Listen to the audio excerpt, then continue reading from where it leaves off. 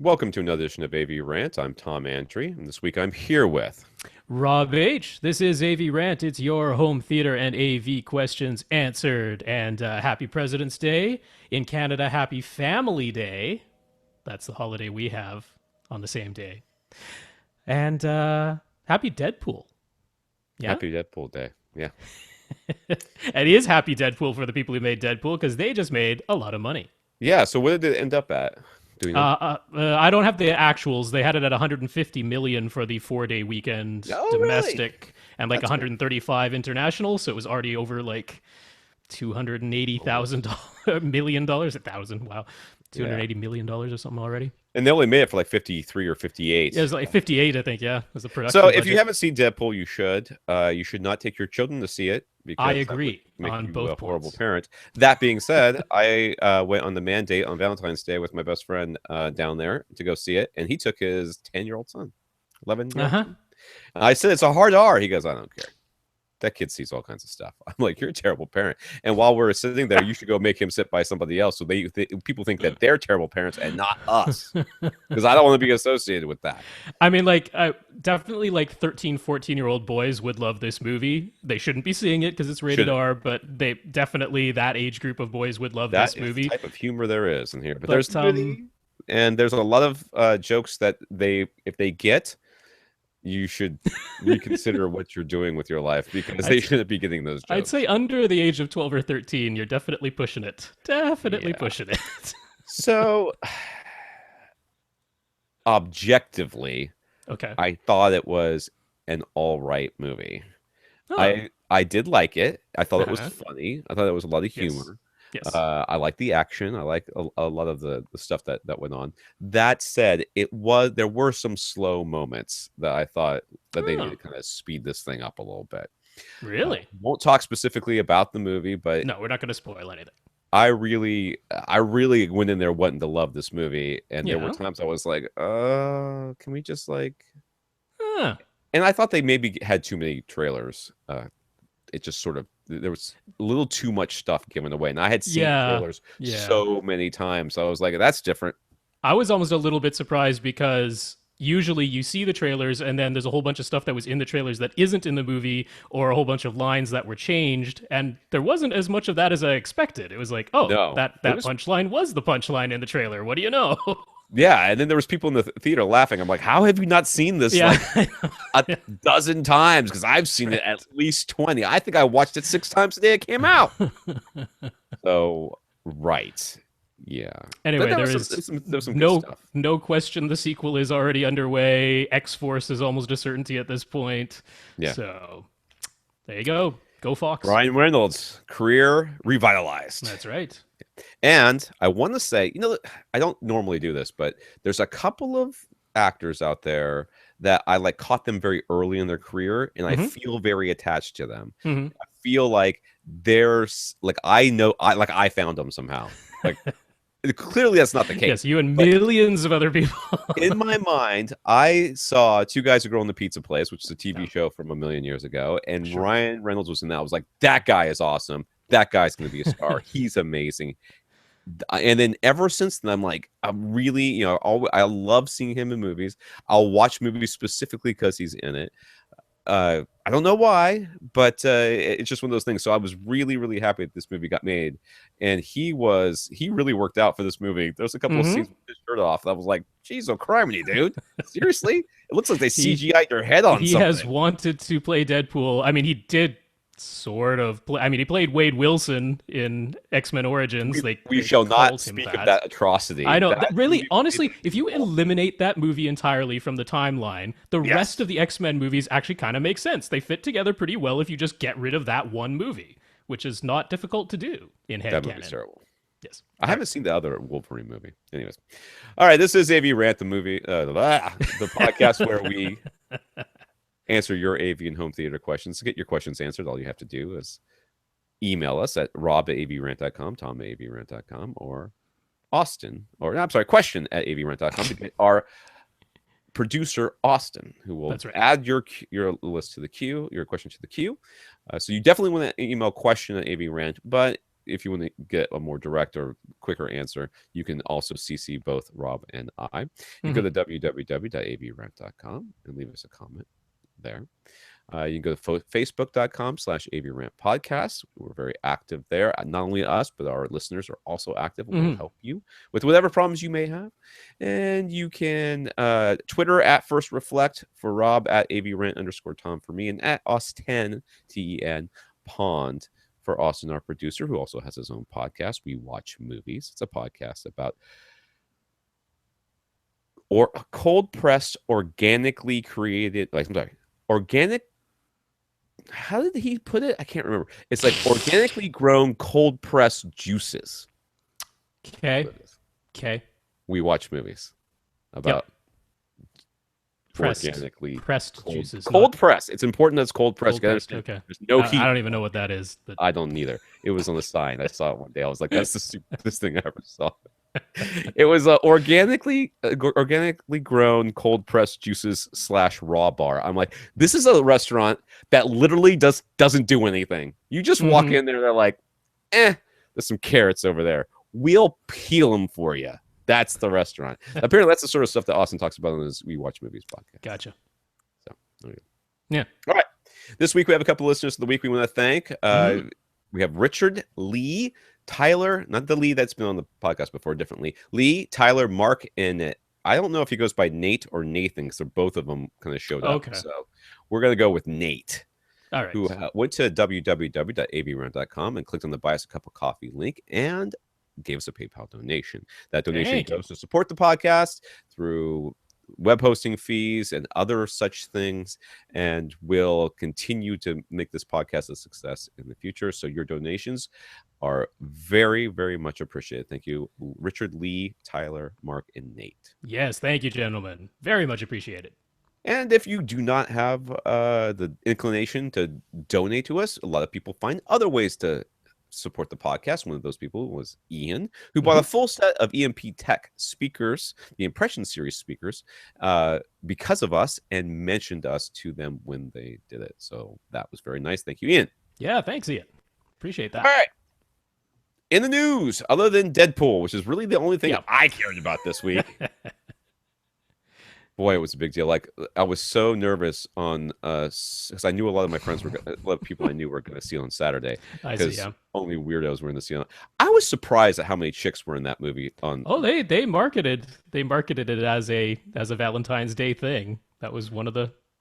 I was walking out to go get more popcorn or go to the bathroom. Something I remember before the movie started, and there was a woman or girl, whatever, walking out in front of me at the same time. I was like, I'm really surprised there's so many girls in here. She goes, I'm just being a good wife today. I'm like, yeah.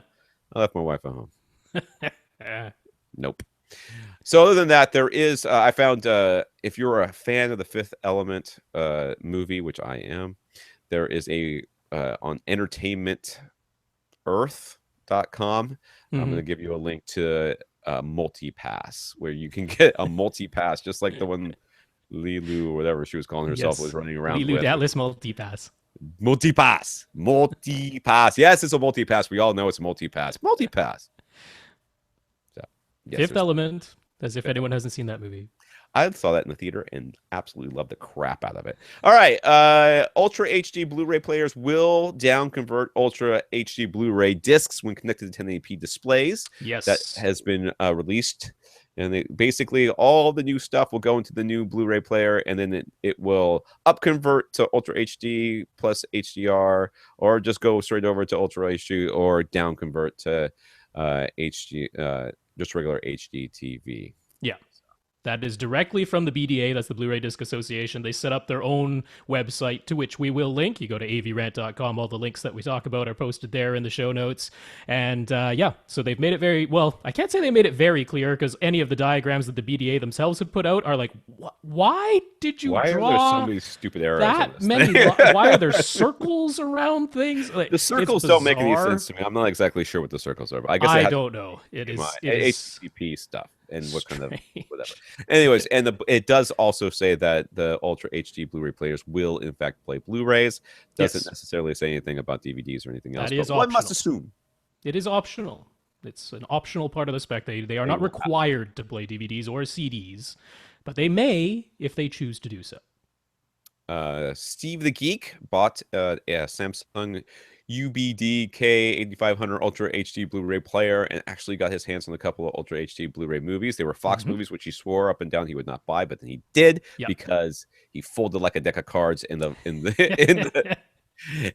face of having new stuff to play with, which is what we all do. So he is blogging about that on nextgenhometheater.com. Yep. I looked at, I kind of skimmed his thing, other than quite a few typos that I really wanted to fix. But it seems to be working okay for him so far. He's not noticing huge amounts of differences. The thing that he seems to think is that the picture is more consistent rather than having something upconverted from a regular Blu-ray onto the screen. So the colors, occasionally getting artifacts here or there. Yeah, the colors. Yeah, the color was the main thing. Yeah. And that's one of the interesting. I mean, this I can't say is going to be the case for all Ultra HD Blu-ray players. It is the case for this particular Samsung. But in the past, before we had Ultra HD Blu-ray, there was a thing called deep color. And deep color allowed the signal to pass 10, 12, or 16-bit color instead of the standard 8-bit color, which is what was on all regular Blu-ray discs. But it was mostly there for like camcorders, because some camcorders allowed you to record in 10 or 12-bit color. And there was also that whole XVYCC color standard, which was never a color standard. It was a way of transmitting the data. Instead of regular coordinates, it could use like negative numbers and basically create imaginary colors to create whatever color you might want. It had no set gamut, but all of that was basically to do with like camcorders, and it was seldom used. So what Samsung has done on this current player that is out right now, they instead of calling it deep color, they've relabeled it as UHD color. And of course, you highlight the thing and it says, oh, use this to activate like up to 16-bit color. So everybody who knew that Ultra HD Blu-rays are in 10 bits now instead of 8 bits, now they're using 10-bit color to have more shades, more gradations, and allow for high dynamic range. They're like, oh, well, obviously we must have to activate that. Like they changed the name to UHD color. It says activate this if you want to go above 8 bits. So everybody turned it on. Well, thankfully, some people sent it through an AV receiver, which could tell you what was coming in and what was going out. And so when people did not activate UHD color, which is the default, by the way, by default it's off. Right. When they did that, the menu would come up in like 8-bit. Blu-rays, regular Blu-rays, 1080p Blu-rays would play in 8-bit, but Ultra HD Blu-rays would play in 10-bit. You didn't have to activate it for them to play in 10-bit because that's what they are. It passed them through. It passed through what was on the disc. When they activated the UHD color option, it faked everything up to 12-bit. Everything was pumped up to 12-bit. And then it wasn't passing through some people's HDMI cables because they didn't have enough bandwidth. So it caused headaches. There are many headaches people are having, all the ones that we predicted, because of course some people bought 4K TVs back in 2014, but some of them didn't have HDCP 2.2, or they didn't have HDMI 2.0, or they did have HDMI 2.0, but it was 10.2 gigabits instead of 18 gigabits, right? And some AV receivers said, oh, we've got HDCP 2.2, famously Onkyo and Integra, but again, they had the bandwidth limited to 10.2 gigabits, not 18 gigabits. So of all the things we worried that if people bought these products, all the reasons every single one of them last year, don't buy an AV receiver. That's right. Come to pass. And don't buy a TV, don't buy an AV receiver, don't buy anything. Apparently, the HDMI cables have been an issue. Some people, I have a high-speed cable, but it isn't passing the full 18 gigabits per second. So this whole HDMI high-speed premium certified thing. Yes, thank you. So, and they're having all sorts of issues as well. You can find people complaining about the handshake issues between HDMI 2.0, HDCP 2.2, bandwidth problems. Even Steve the Geek was complaining that the beginning of certain discs, it had handshakes. Now, of course, once it locks in, it's usually fine. Yes, yeah. But this is to be expected. And it often depends on your gear too. Like I have an older Epson projector, which gets those handshakes down pretty quickly, and they're pretty solid. The Optima I'm using right now is a lower end model, but it's newer and brighter, and I don't have to buy a new bulb for it like I do for the other one. This one, the handshakes like freaking forever. Like every time the Xbox turns on, it's like, what do I do? I'm freaking out over here, right? They can't do anything. Oh, just flicking black screens and the little HDMI, no signal comes up. I'm like, Yeah. this is the point where my wife will call me, Tom, is there something's wrong with the TV? Just Mm, wait. Just wait. yep. It'll be fine. So, yeah. HDMI sucks. This is how they get us all to keep buying new gear, I guess. I guess so. Comments from this week. We have James, who has redesigned his printed acoustic panel covers after our extensive input. He switched to a classic Gorilla fabric, color fast ink, and now includes 6-inch black borders on all sides. His website is currently undergoing a redesign as well, but you can check them out at www.rainylakeaudio.com. And if you do, and he hasn't already corrected all the typos I found on the one page I looked at, because I sent him some corrections. I was like, dude, seriously.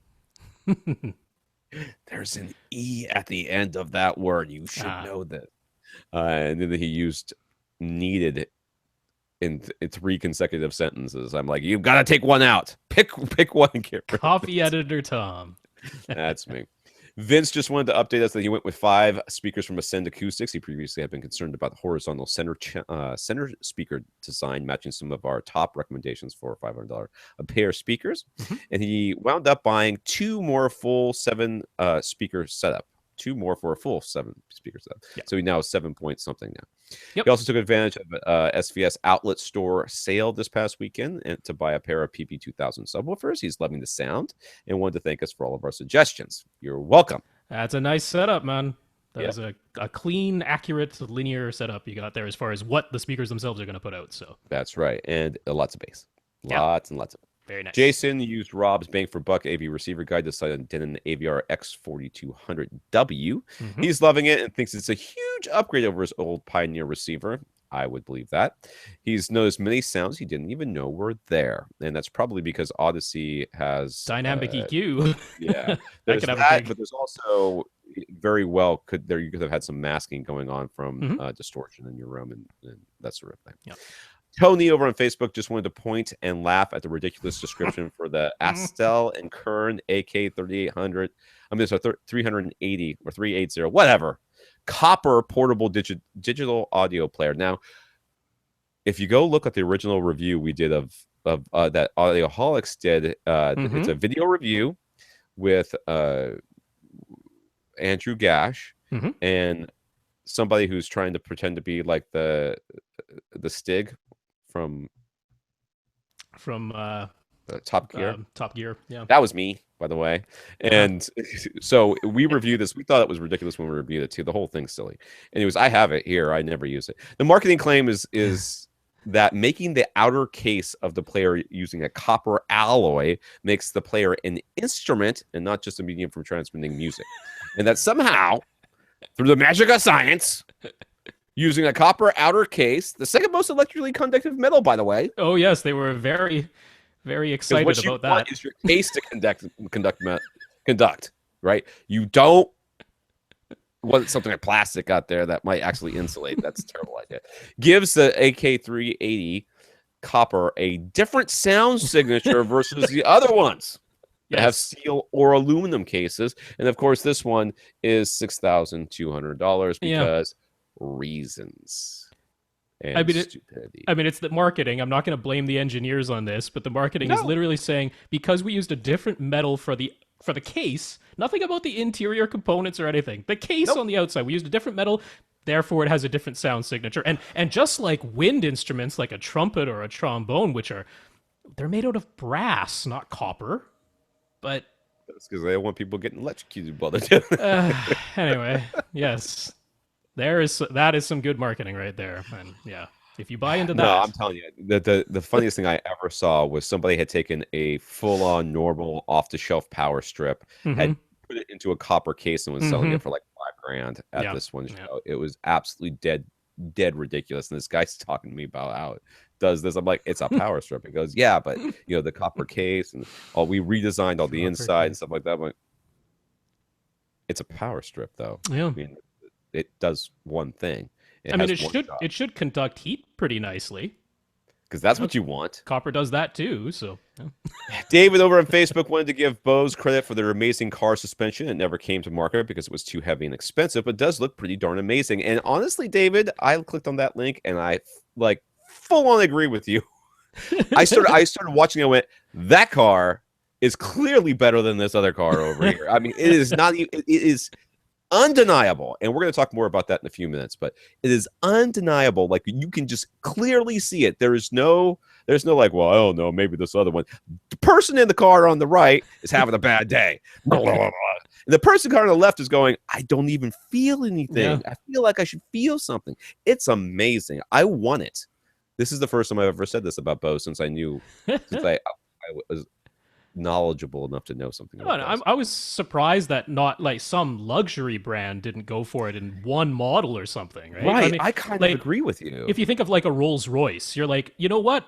Probably if you're buying a Rolls Royce to drive around, maybe you don't care that it doesn't get fantastic gas mileage, and you really just want the smoothest ride. It's got a V12 in it. How like, it's already heavy, reinforced. Like I was kind of surprised that not one company ever went for it. It must have been really expensive. It must have been, yeah. All right, so on to the questions. I guess these are left over from last week. Bill, the Stumper, has more hum news because apparently, dude, now you burn this house down. Start over. I want folks to know I did email Bill. We emailed back and forth a bit, so we didn't ignore Bill on this with what was going on, but we want to cover it on the podcast for everyone. Yeah, so he's got some humming going on. Remember he plugged in the lamp and things started humming, but then he thought they were humming before, and then was getting worse, and he moved stuff around, and everything's humming. There's humming. He picked up an Emotiva A100 amp for $130 in the B stock sale. He got it home, turned it on, and the hum's still there, so it's not the amp. Yeah, which is one of the things we thought it might be. And he hears it in the Sonos now as well, so it seems to be like virus worsening. So as to the lamp issue, the hum is there even with the lamps unplugged, but is louder when they are plugged in. Let me tell you something about these lamps, sir. Possessed by the devil. That's a young priest and an old priest. He's tried moving both the original Arkham receiver, the new Emotiva, to a completely different part of the house, and you can still hear the hum from both, although much quieter. However, there is no hum in this Integra DC 70.2 in his main theater. The Integra is connected to an APCH 15 power conditioner. Now, this would theoretically take care of any sort of humming. Could that be making a difference? I think the answer is clearly yes. Yeah. No, it could be. I mean, it is a genuine power filter, a power bank. Yes. It is a voltage regulator as well. So if there are power issues, it can apply a fair amount of correction or masking to the problem. But that is the key. Yes. Is that it is not addressing the underlying issue. It is just putting a Band-Aid over it. It's not stopping the hum. It's just stopping you from hearing the hum. Yeah, on that so one. So he asked, does he have a whole house power problem of some kind that the APC is shielding his Integra from? And if the APC is secure, are there any similar devices that would isolate the hum? We're now starting to capitalize it like it's a noun that will better fit in the bedroom setting. Okay, so Rob and I talked about this right after the podcast last week, and we both sort of agreed that this guy's house is going to literally explode at any moment. Well, there's something wrong, and I still maintain that I think somebody nailed something or screwed something into a wall and hit a power cord. But there are stranger things that have happened than somebody's got a rodent in their attic or their crawl space, and that rodent has started to chew through some wires, because that is definitely a thing that has happened to people. Or in one of your junction boxes or one of your switch boxes, there is a wire that the outer jacket started to melt a little bit, or it came out of the wire nut where it was twisted into something, and now it's touching the edge. Or something was right up against a plumbing pipe or an aluminum HVAC duct, and now, some of that jacket is worn thin or worn through, and it's coming in contact with that. Because there's all sorts of reasons why this might have happened. But the point is we think it's in your wall someplace, and you certainly need to get it fixed. Like, stop what you're doing and go get somebody at your house to fix this, because I don't know how to fix it, but I'm sure electricians do, and I would hire one immediately to do that. Yeah, I mean, it's like finding a leak somewhere. You're seeing some water spots in the ceiling someplace. It's like, do not paint over that. Like, do not, put a wall hanging up there to cover up the spot, because Right. that's what you're doing with the. I mean, as much as I like the APC products and they're great and they're apparently masking this issue, you don't want to put one on every outlet in your house and still have the underlying cause back there. Whatever's And making especially that when it hum. seems to be getting worse and louder. So, I mean, what causes a hum like this is, I mean, what a lot of people don't know is in North America, we have these 3-prong outlets. So it's 2 flat vertical slots with a round slot underneath, and the round slot is a ground wire. Right. But the right vertical slot is also ground. They're both ground. It's just that one is a dedicated ground. And the whole reason it's there, it has nothing to do with functionality. If you have a device that has 3 prongs or 2 prongs, it has nothing to do with functionality. It is strictly a safety measure. That third round prong is there for if you have something with a metal case, like your stove, your fridge, or an amplifier that has a metal case on the outside, and something went wrong inside that device and a wire touched the outside metal case. You come along, you touch that outside metal case, and now you are conducting electricity. They don't want that to happen. So that round ground pin is purely there for safety. It's to give the outside metal case a constant connection to ground so that if it ever becomes electrified because of a fault inside of the device, the electricity has a path to ground that is not you coming along and touching it. But you don't have to plug in that round ground pin for the thing to function. It'll still function without it. But when you get a slight difference in voltage potential between the vertical slot ground, which goes back to your panel and goes to your municipal power supply, versus the round ground pin, which is supposed to be sunk into the ground somewhere, when you get a slight voltage difference between those two things, you get a hum. That's where that comes from. So when one of those wires, the ground wire or the negative lead wire, starts to come in contact with a piece of metal somewhere in your house that it is not supposed to be in contact with, that's when you get that voltage differential. That's when you get the hum. And that's why it's so important to check on this, because a jacket of some piece of wire, I'm guessing, has worn through, started to melt. If you notice a bad smell somewhere in your house that smells like a plastic jacket melting, check and pull down the walls if you have to, because that's a fire waiting to happen. It is. It really is. So that's why we emailed them right away. We haven't got Yeah. any updates from him yet. No, I haven't heard back from him. And I mean, I don't mean to alarm anyone about this. This isn't, panic, but get it checked. It is, checked. yeah. If this had been one device humming Especially and since nothing it's else in getting his house worse. did. The fact that Yeah, it's getting exactly. worse, that's what's Yeah. really scaring me. That it means that whatever has happened is now cascading. It's happening more. But All the right. simple thing to do is open every junction box, open every wall switch, open every light switch, because you can do all that yourself. Open those all up and just do a visual inspection, because it's so easy for a wire to come loose from a wire nut, or for something to have, they're supposed to put things around there so that there's no sharp edges touching. But sometimes people staple a wire in too tightly to the stud. Yeah. Sometimes people have something going through a piece of metal without the protector around the sharp edge. It happens all the time. Easy to overlook. So. Steve on Twitter already has a Marantz SR7010 receiver with EMO-T XPA5 amp running an Atmos setup. His upgrade-itis has him itching to buy another amp for the remaining 6 speakers that are currently being powered by his SR7010. His room is very small, 13 by 15, so he clearly doesn't need the amp just for output capabilities. Is this just a sickness? Is there a cure? Should he buy a pre-pro just to have an excuse to need more amplifiers? Not the last thing. Don't do that. That's a lot of money. My suggestions, other than perhaps getting a new hobby you can spend this money on, Steve, is to look into an area of audio that you have not already really explored. And I would think headphones might be an option for you. It could be acoustic treatments. Acoustic treatments, maybe building a platform for a second row of seats. In a 13 by 15 room? Sure, why not? How about diffusion on the ceiling or something like that? Painting the room a different color. That's always nice. Now, I got no problems. You can buy as many amps as you want. You have stacked floor to ceiling for all I care. You're not going to hear a difference. I don't think you're going to hear a difference. I don't see why you would. No, there is nothing flawed about the amplifier outputs of the SR7010. It is certainly capable of powering, say, your surround back and your top front and top rear overhead speakers. Which is probably what they're powering. You're using like 0.3 of a watt. For each of them, So you can certainly buy whatever you want. I'm not going to stop you, but just think about all the other stuff that's out there that you might be able to explore. Get yourself some Oppo headphones. I think nice video processor. Yeah. I can't I mean I'm in agreement if somebody buys another amp and they're like, oh, I just love having this. I'm like, yeah, all right, yeah, I get it. I'm good with that. I'm down with you, but I can't in good conscience say, oh, this is where you should spend your money, because I just don't think you're going to get an audible difference. You're not going to get from anything this. out of it, Yeah. other than more lights and more things to plug in, Yeah, which that's is right. nice. I like lights. I like things to plug in. Toby shared a YouTube video called 20-bit depth and the 24-bit audio myth that summarizes information about 24-bit audio.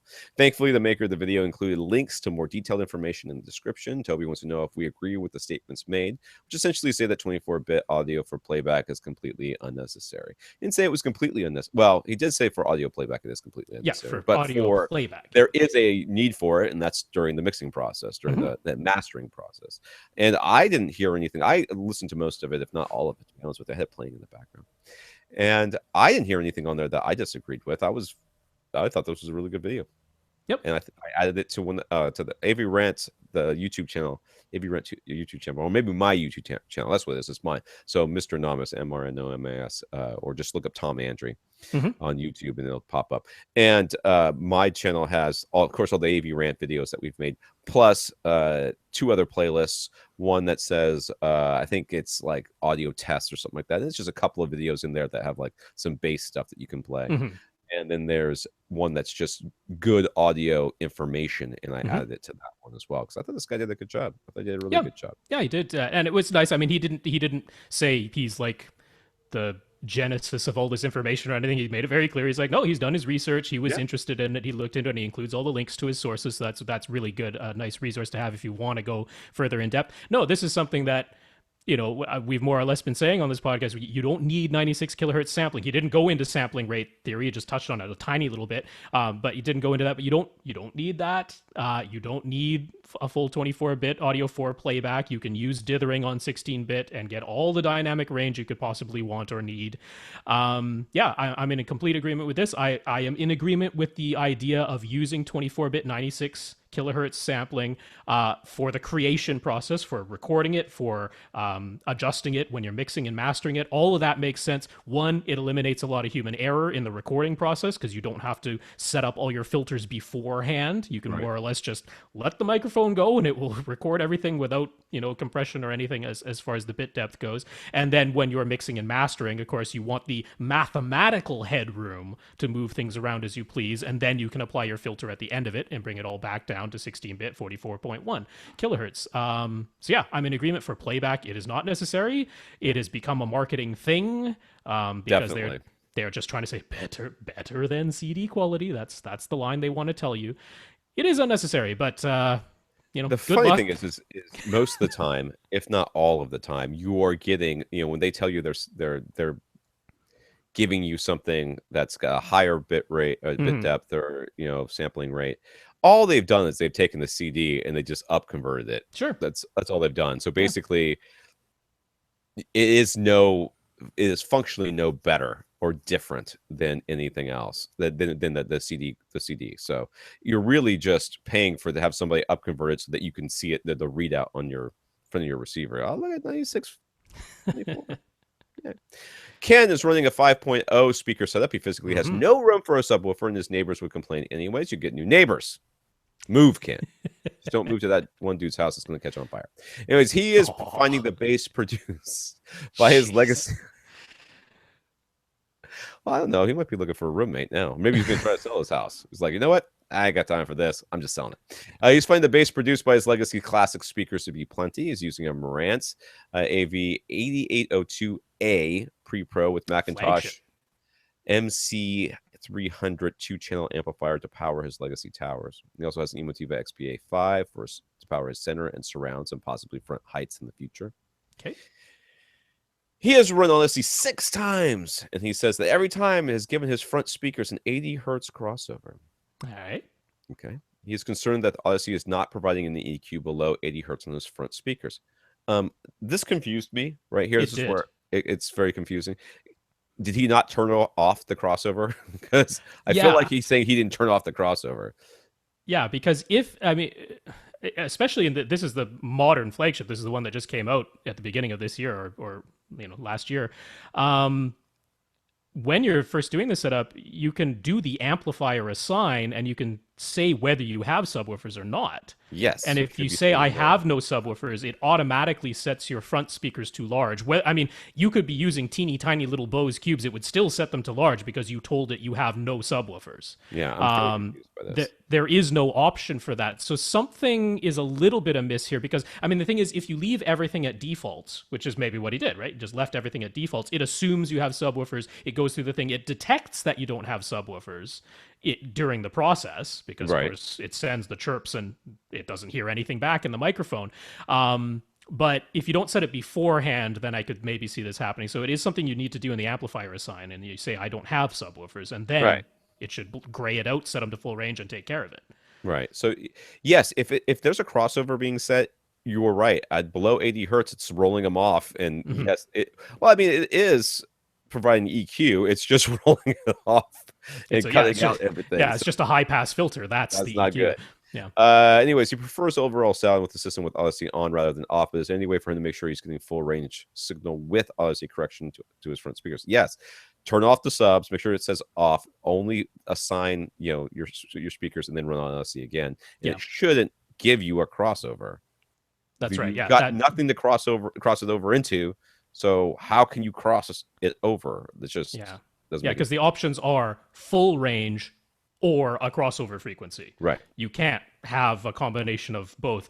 Manually afterwards, if you go in and set the whole LFE output to LFE plus mains, right, then there's the option to set a crossover on your full range front towers because it's sending bass to both the subwoofer and the main speakers at that point.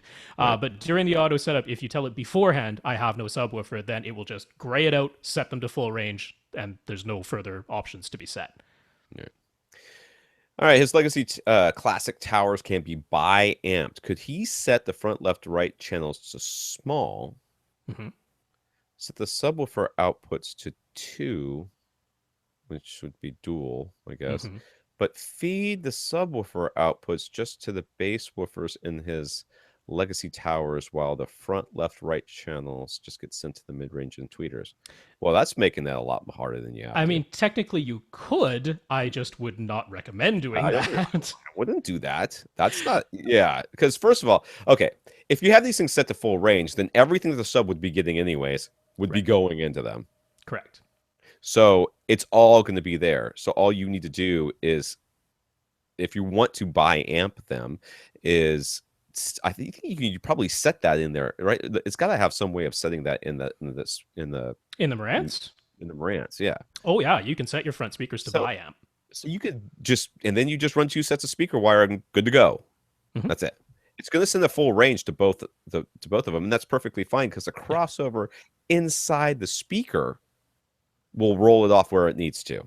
Yeah, I mean the main reason you would not want to do what he proposed, which is set the front speakers to small, which would set this subwoofer output to on. Yeah, I mean, that's again an automatic thing. If you set your speakers to small, then it will automatically set your subwoofers to on, and then actually use the subwoofer outputs.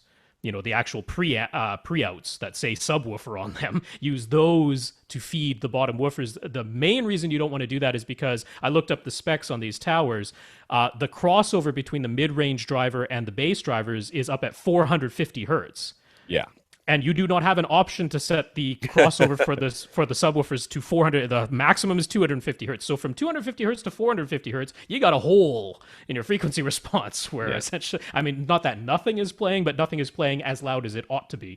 So yeah, you would not want to set it up this way using the subwoofer outputs. You can set it to bi-amp if you want to. That would allow you to send more power to your front speakers. It's probably not necessary, but he's got the amp sitting around, so why not? He does. Yeah. That's what I say. So you can do it, but just do it the way you're supposed to do it, and don't come up with some sort of weird hack. Yeah, the key here is just making sure that your subwoofer output is set to off. None. Yes. I do not have a subwoofer. All of these problems go away. That's correct. All right, Jack already has an Outlaw Audio LFM1 sub, and he added an LFM1 Plus based on our recommendation. Everything was working well, but recently his original LFM1 seems to have developed a problem and won't play any louder than 63 dB no matter what.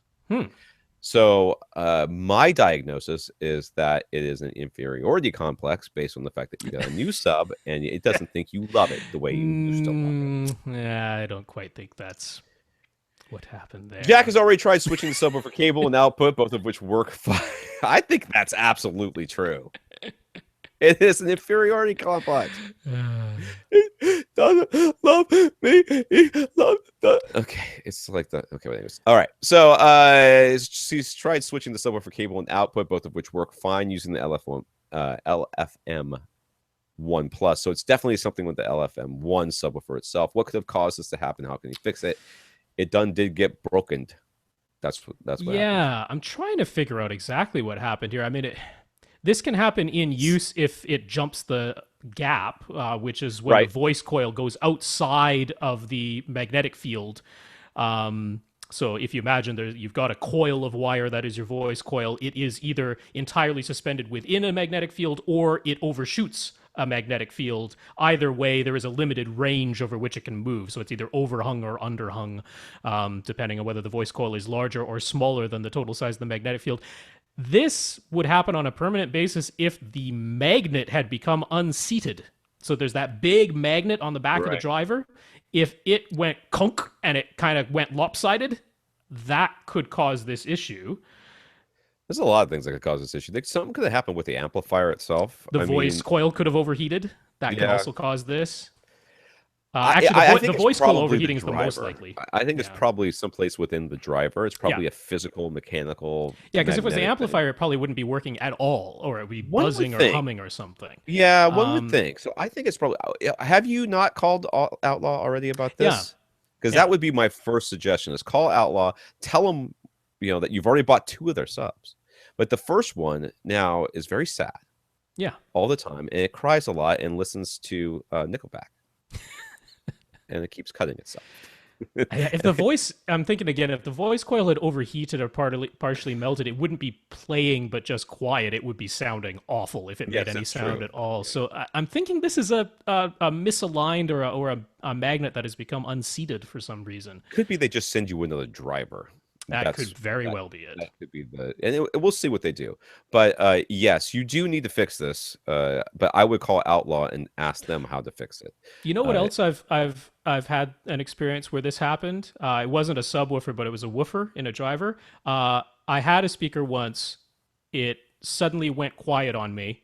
I opened it up, and there was a screw that had come loose and seated itself behind the driver because it had got stuck to the magnet. And it was right. physically blocking the thing from moving the way it's supposed to. So, of course, it could not play very loud. I'm saying at the very first of all, call Outlaw. If Yes. they say it's okay for you to open it up and have a look, and they'll still, service it even if you do that, which they're very good over there. So I'm quite sure they'll let you do that. I wouldn't doubt that. Open it up and have a visual inspection, because if you see a magnet that is now lopsided, or you see something that wedged itself in behind the driver and got stuck to the magnet, well, there's your problem. Could very well So, be. Yeah. yeah, Yeah. So call him first, open Yep. it up, and then Yep. take a look. That's right. The second question: if it turns out he needs to replace the LFM1, should he get another Outlaw audio sub? The current model is the Ultra X12, or would an SVS subwoofer like the PP2000 or PC2000 match his LFM1 Plus just fine? Yes, is the answer. All of those things. Yeah, honestly, all of those are fine. I actually think the closest model that you can probably get to your original LFM1 would be HSU's Right, of VTF2. course, because they're the one that makes the LFMs anyways. Made the LFM1 subs, yeah. So and that HSU VTF2, I think it's the Mark IV right now, is what, $550. So it's a little bit cheaper than the SVS 2000 series, and it's essentially the same sub as what you already had. So that's one of the less expensive options to match very closely to the output the performance you already had. If you're gonna buy another Oh yeah, sub. oh, I got no problem with the two. Yeah, the 2000 and the LFM1 Plus playing together, totally fine. Yeah, that'll be just They're fine. quite comparable. Let us know what happens. I'm curious if there's like a squirrel in there or something. Joseph on Facebook says it seems like everywhere he looks, people are talking about how great the Dayton Ultimax subwoofer drivers are. Are you He doesn't Googling Dayton Ultimax subwoofer driver and I have finding never it heard comes anybody up say everywhere? that other than you, because Joseph, this is the first time I'm hearing this. I'm searching every forum for Dayton Ultimax, and it shows up everywhere. Yeah, I don't know that I've ever really heard people say this thing. I was on the bus the other day, not a single person mentioned it. I wasn't on the bus. He doesn't think they look super impressive, but even Seaton uses them in them submersive subs. So are they really that good? Uh, They're, as far as I know, they're totally fine they're drivers. fine. There's Um, something. I mean, what I will say, I would refer you back to our interview we just had with Gary Yakubian, yeah, because so many people, especially on forums and do it yourself and stuff, they get all hyped up about the driver or the amp or or this cabinet yeah, design. And it is exactly like Gary said, it's a system. It's all of those things put together. I mean, if what a lot of people do, they'll get a certain driver and then they'll get an amp that has way more wattage than they actually need, just to be safe, just so they have enough headroom to drive that particular driver as hard as it can go. But then you can also overdrive it at that point. that's Is right. that really what you want? Or they get this crazy driver and they're like, well, I'm just going to put it in this big piece of plywood because I don't know how to make a cabinet strong enough to hold this thing. And it's like, well, you're not really getting all the performance out of it at that point. So is it a good driver? Yeah, they look like totally good drivers. All the specs on them look great, but the driver alone doesn't make the subwoofer. It is the That's right. combination of all the things put together properly. I mean, you can even hear this too when you get into like those. I used to love watching the car shows all the time back on. They had Spike TV was a thing, and you can hear these guys are like you just can't take and put an aftermarket exhaust in the car and expect that you're going to see some sort of major performance boost. Heck, you can't even take and add a supercharger to a car and expect this major boost. You need to address the entire car as a system. It's not just one part. You can't just change out one part and expect there to be a huge performance issue. You need to look at it as a whole system, and address every part of it. If you're going to add this piece that requires more air, then you need to increase the airflow on the intake side. But not only that, you need to allow more air to leave on the exhaust side. All the way through the system, you have to look at these things. And it's the same way with subwoofers or with drivers or with speakers. That's why people are like, oh, what do you feel about aluminum drivers? I don't know. I feel like they're drivers. They could probably sound pretty good. They could probably sound pretty bad. It Yep. all depends on who's using them and how well they're using them. And this is exactly it. Yes, this driver is perfectly fine. The Ultimax, whatever you can call it, the Super Ultimax for all I care. But in reality, it's just a driver, and just a driver is literally useless. It needs to have somebody knowledgeable that can put it all together with all the pieces in exactly the right way in order for it to get the best sound out of it. Will you get or you get sound? Yes. Will you get good sound? Mm-hmm. Maybe. Will you get great sound? Probably not, unless you really know what you're doing. Mm-hmm. So that's that. Jason has noticed are we on to this week's, right? I We think I are. just Yep. crossed over into this week's. All right, here we We go. are. Jason has noticed a popping feedback type sound when navigating the dashboard on his Xbox One and the menus on his Apple TV. They're both connected to his Denon AVR X4000 AV receiver using HDMI. It doesn't happen when content is playing, just the menus. Mm-hmm. He hears it in all speakers except a sub, and he's already tried swapping HDMI cables and speaker cables. What could be causing this? The menus, because they do it on mine too. I have an X4000 and I have an Xbox One, and clicking on the menus, navigating the menus makes a little weird little sound. I don't like It it does either. make a little sound, but this, I'm assuming, I mean, it's not just the bump, bump, bump, bump type of It does sound a little poppy to me too when I do it. Okay. I don't think that this is unless it's like really super loud and weird, like it's something like that or something. I Yeah, mean, I yeah. notice a little weird pop, and I've gotten kind of used to it. I don't think it's. I think they've. I wonder if he's updated his dashboard too. I guess I don't think you have an option anymore, do you? They just make you do No, it. pretty much just shows up. Yeah. So, but I've noticed it's gotten a little bit better. But Okay. generally speaking, yeah, this is kind of what it sounds like on my Xbox One and my X4000. Yeah, I mean, I wanted to address one other issue because this just came into mind when this question came up, which is that pretty much any of the menus in any of these systems, these set-top boxes or video game systems, it's just like usually it's just a 2-channel PCM signal. That's Yeah. all the menu sounds are. The little button clicks in your Blu-ray player when you're in the Blu-ray menu are the same thing. And very often what'll happen is you're clicking through the menu and it's actually like silent for a while, or it does make kind of a popping sound, and then you keep going down. Like if you keep going down in a list or something, then the regular sort of bump bump bump sound comes Right. in. I have And people are noticed like, that as why well. is Yeah, why is there like this weird delay? Well, it's because we all have our HDMI input audio set to auto detect the incoming signal. And so basically the AV receiver is sitting there waiting for the signal to come in to decide what kind of signal is this? Is this PCM? Is this a Dolby Digital 5.1 bit stream? Is it a DTS 5.1 bit stream? Is it Dolby True HD? Is it DTS HD Master Audio? Is it Dolby Atmos? What am I getting here? And almost all of them, it takes them a second to kind of catch on to the signal that's being sent to them, including PCM. PCM comes in and it takes it a second to lock on to that signal and go, okay, it's PCM, cool, I know what to do now. Well, the menu sounds are so brief, they exist for such a short amount of time that if you only click one or two things, it doesn't have time to lock onto the signal. And Right. I found you either get like a silence for a while, or sometimes you get like a weird squelch or a pop or something like that. Then it locks in and it's fine. So honestly, it's fine because it's menu sounds. Who really cares if they're there or not, or if they make a little squeak or something like that? I mean, it's a little disconcerting, but that's not really I something do to worry agree about. that popping that when you first start it, at least for me, Mm-hmm. it is a little disconcerting because it sounds like your tweeter is doing something real Right? weird. Yeah. Yeah. But it doesn't harm it. It shouldn't harm Nope. it unless we're misunderstanding your question here, and feel free to I mean, correct if it's us. hugely loud, but that wasn't what he was saying. Like he says, "Oh, this is pretty minor in the scheme." Like he was mostly worried because he hasn't like totally finished off his theater, and he's Right. like, if this is like a wiring problem in his No. speaker wire, he wants to solve this. But he's like, he doesn't think it is because he plays a movie and everything plays through flawlessly fine. He doesn't hear any bad sounds. It's only in these menu button It's the clicks. menus, and the menus Yeah, are weird, so yeah. it's not just you. All right, Deepon is installing a 9.5.4, That is, yeah, it is 9.5.4 five Atmos system. subwoofers. Yeah. And it's that's going to go well. System in his theater. His speakers are all DIY speakers with compression drivers. They're very efficient, 98 dB at 1 watt. His subs are 98 dB. that's Yeesh. like Klipsch. That's higher than Klipsch, man. That's getting into like JTR. I've seen Klipsch's that are up at 99. I've Oh, I seen guess, them. yeah. So, yeah, like the Yeah, Klipsch horns are up there, yeah, aren't they? They're of like course. 97, 98. Yeah. Anyways, his subs are two 18-inch DIY in-room subs at the front, two 10-inch reinforcement subs hidden in the columns and the side walls, and a 14 and four 18-inch. So there's okay, it's an infinite baffle sub in the rear that has Yep. four 18-inch drivers in it.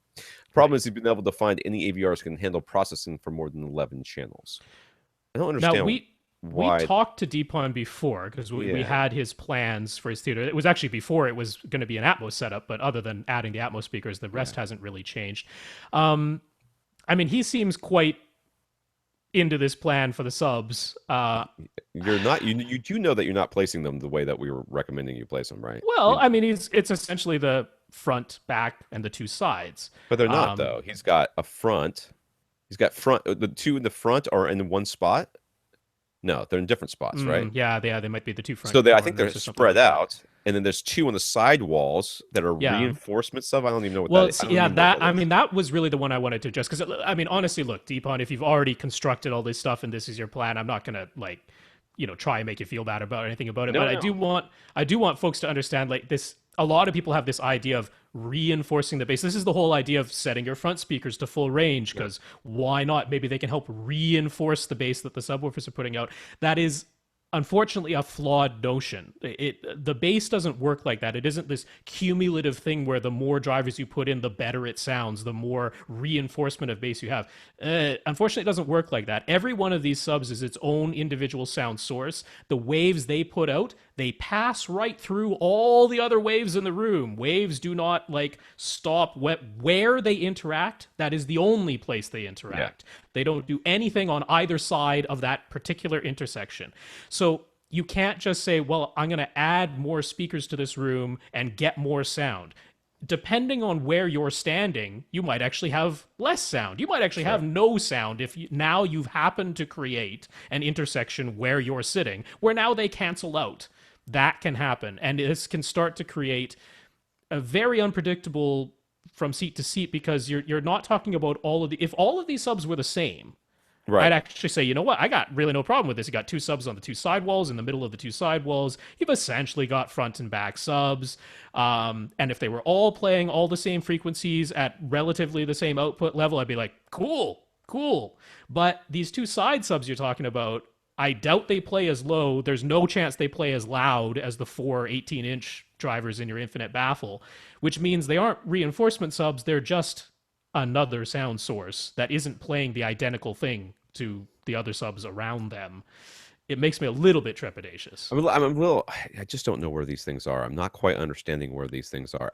Because he's got a diagram here, but Yes. I don't see the subs necessarily on here. Now, if you're using these reinforcement subs like mid-bass modules, which means you can cross over into them at 80 hertz and then cross out of them at like 40 or hertz or something like that, and then into the other subs, I still think it would be a bad idea. But you could do that. That would make a little bit more sense. But if you're going to have these trying to play the same sounds as everything else, then frankly, what good are they? I'm just predicting there's every possible outcome is at the end of all this, he's got the two 10-inch subs in the walls because they're built in, and they just end up being turned off. I think that's probably where you'll end up. That's a possibility. Yeah. I'm trying to understand where the infinite baffle sub is too. It's actually going to be the slot for it is going to be in the ceiling of the theater. So that the infinite baffle space will be like the attic space above this room. Clearly, but I mean, where are the subs playing from? In the back of the room someplace? Yeah, it'll be in the back there, behind his projector. There is where the slot's okay, that's where the slot is. Okay, and then the front subs are,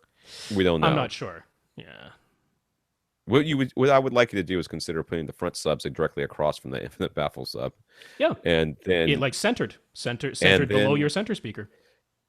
If your columns are centered on the wall and that's where your things are, then put two more 18-inch, 12-inch, whatever it is, drivers in there, so that you're getting you have four subs, middle of the front wall, middle of the back wall, and middle of the side walls. Yeah, because that I can totally get behind. Yeah, because I'm just not quite understanding this, what he means by the two 10-inch reinforcement subs in columns on the side walls, and the four infinite baffle sub. Anyways. Yeah, no, I mean it's like I say, it's essentially a 4 subwoofer system, but 2 out of those 4 subs are considerably different from the other 2. Right. That's the only issue. So honestly, Dipan, we got no problem with you having the 4 subs in the room, one at the front, one at the back, one on each side wall. It's just they should all be comparable to one another, at least in extension. I mean, they don't all have to be. I feel like the reason that they're 10-inch subs is because an 18-inch driver won't fit into that into that column. In which case, I would just, if you haven't already done it, just nix it. Yeah. I think that I don't think that's money well spent. Anyways, he says the problem is he's been unable to find any AVRs that can handle processing for more than 11 channels. That is true. That is true, but at the same time, at least I don't know. We're talking about subs, and I'm getting way off track here. Anyways, unless we know of any AVRs, he's looking at getting a DataSat RS20i for processing, expensive but still cheaper than Chernobyl Theta, and a stack of Crown XLS Drivecore 2 series amps to power everything. A 2502 to power the main subs up front, another 2502 for the IB sub in the back, and 1100. I don't know what it is. 1002s for the rest of the speakers, although he has a few concerns. All right. So, well, let's roll back to the whole 11 speaker versus 13 let's do that thing. Yeah. Because you've got 9 point. Now remember the 0.5. All those should be getting the same signal. Yeah, it's actually 0.1 as far as channels are concerned. As many channels as your power is one. It's one. It's one. It's one. 9.1.4, but the one is going into 5 different subwoofers at this moment. 2. Okay, that's right. All right. Now the 9.4. So it's the 4 Atmos speakers that you're worried about there. So you really got. Well, it's really the 9 13 floor speakers that are the issue. Because if you went to 7.5, quote unquote 0.5, but if you went to 7.5.4, any of the flagship AV receivers. What is he using as a 9 though? What is the 9? Front wides. He's doing wides. Okay. Right. So it's your 7 traditional speakers and then front wides in addition to those. Now, I, of course, have been talking about front wide speakers for a couple of years now. And I said when I had DTS Neo X that I was a fan of the front wide speakers. I enjoyed them. I thought they were enjoyable. However, we have to look at the modern landscape because this is an Atmos and a DTS X setup that he's going for here. Right. So the Dolby Atmos won't use them at all. Well, right. Atmos can technically, like an actual Atmos soundtrack on a disc, it can make use of front wide speakers, but it means that the sound mixers had to mix and place an audio object there in order for any sound to come out of that front wide speaker. So a lot of the time they're sitting there silent. The Dolby Surround Up mixer, which you would apply to all your existing 5.1 and 7.1 content, does not use front wide speakers at all. So they are sitting silent if you're using the Dolby Surround Up mixer. DTS-X, with all the people, what everyone has been saying about it, is that the front wide speakers are utilized, but they're not being utilized correctly in the current firmware anyway. It doesn't that'll mean be fixed eventually. it By the might time he be finishes fixed. this theater, it should be fixed. That's the hope. But what I'm kind of getting at is, do you really need front wide speakers? Because they're either seldom used, currently incorrectly used, or when they are eventually used, it's like, are you actually going to need them? Is it really going to be that useful to you? Because if you just go back to a traditional 7-speaker layout with 4 overhead speakers, all of this goes away and you can spend much less money on your processor, because that DataSat is a $16,000 processor. Is it really? Yeah. Yeah. If it were me and I could drop 2 speakers and spend a fraction on a receiver rather than what he's planning, I would drop those speakers like a hot potato. I'd get rid of those bad boys right away. On top of all of this, there is yet another solution, which is you get a flagship pre-pro, like say the Marantz AV8802A that we were just talking about. Let's say you get that. You can still wire up all 13 speakers. You can still wire up the 7, the front wides, and the 4 overheads. You cannot use all 9 of those floor speakers simultaneously, but you can have it where when you want to use the front wides, the surround backs simply shut off. So you have your regular 5 speakers then, plus front wides, plus still the 4 overheads. And if one pair of those overheads are either top rears or rear heights, I actually say you don't really lose anything to the experience, because the rear heights and the surround backs are essentially redundant to each other anyway. So that is yet another, like if you're like, I want front wides because even if I don't use them all the time, for the times when I want to use them, I want them there. I'm like, you can still have them if you're willing to just not have your surround backs or your rear heights, one or the other. You give up one of those, and they're kind of redundant to each other anyway, and now you can have your front wide speakers on. So for me, it's really tough to say to spend the extra $10,000 for speakers that are seldom used, incorrectly used, or occasionally used, those being the front wides, when you could, in fact, still use them as long as you're willing to give up surround backs when you do. To me, that's the way I would go for sure. I mean, not just for lack of money, but to me, that's the reasonable solution. Either. All right. So this kind of negates many of his questions. If it does. But anyways, he picked these amps because they take balanced inputs, which the DataSat outputs, but they're probably overkill in power, not just probably. No, yeah. Especially for the overhead channels. 98 dB efficiency. You don't need 250 power that with watts, a clock man. radio. So are the Crown amps even clean enough to use with mains and center for the mains and center of a theater? Do we have any other options to consider? Now that is a very good question, because a lot of people like to espouse I have Crown amps and this and that and that and that, and I saved a lot of money because I didn't go with home theater specific amps. I went with these pro amps. The thing that you want to look for when you're looking at pro amps, first of all, you want to make sure that either you're going to put it in a room way far away from you, or it doesn't have a fan, because a lot of pro amps have fans to cool These them do. off. These are they only activate when needed, and these are Class D amplifiers. They're quite efficient. How often they run could they cool. possibly need a fan? They rarely do. And with these speakers, they won't. God, no. Ever. No, they won't. That fan will not be turning on with these speakers. I think these are a fantastic choice for driving his do-it-yourself subs. Yeah, I think so. I think these are a fantastic choice for these. I have to say, these particular Drivecore ones, they're very nice Class D amps. They're certainly more affordable than a lot of the so-called audiophile Class D amps, which don't really perform any better. But there is a slight issue, particularly when you have super efficient speakers, which is they do have a noise floor. They do. And that's what I was going to say. If you have a super efficient speaker, that's one of the times when you don't want to have an amp that's not clean.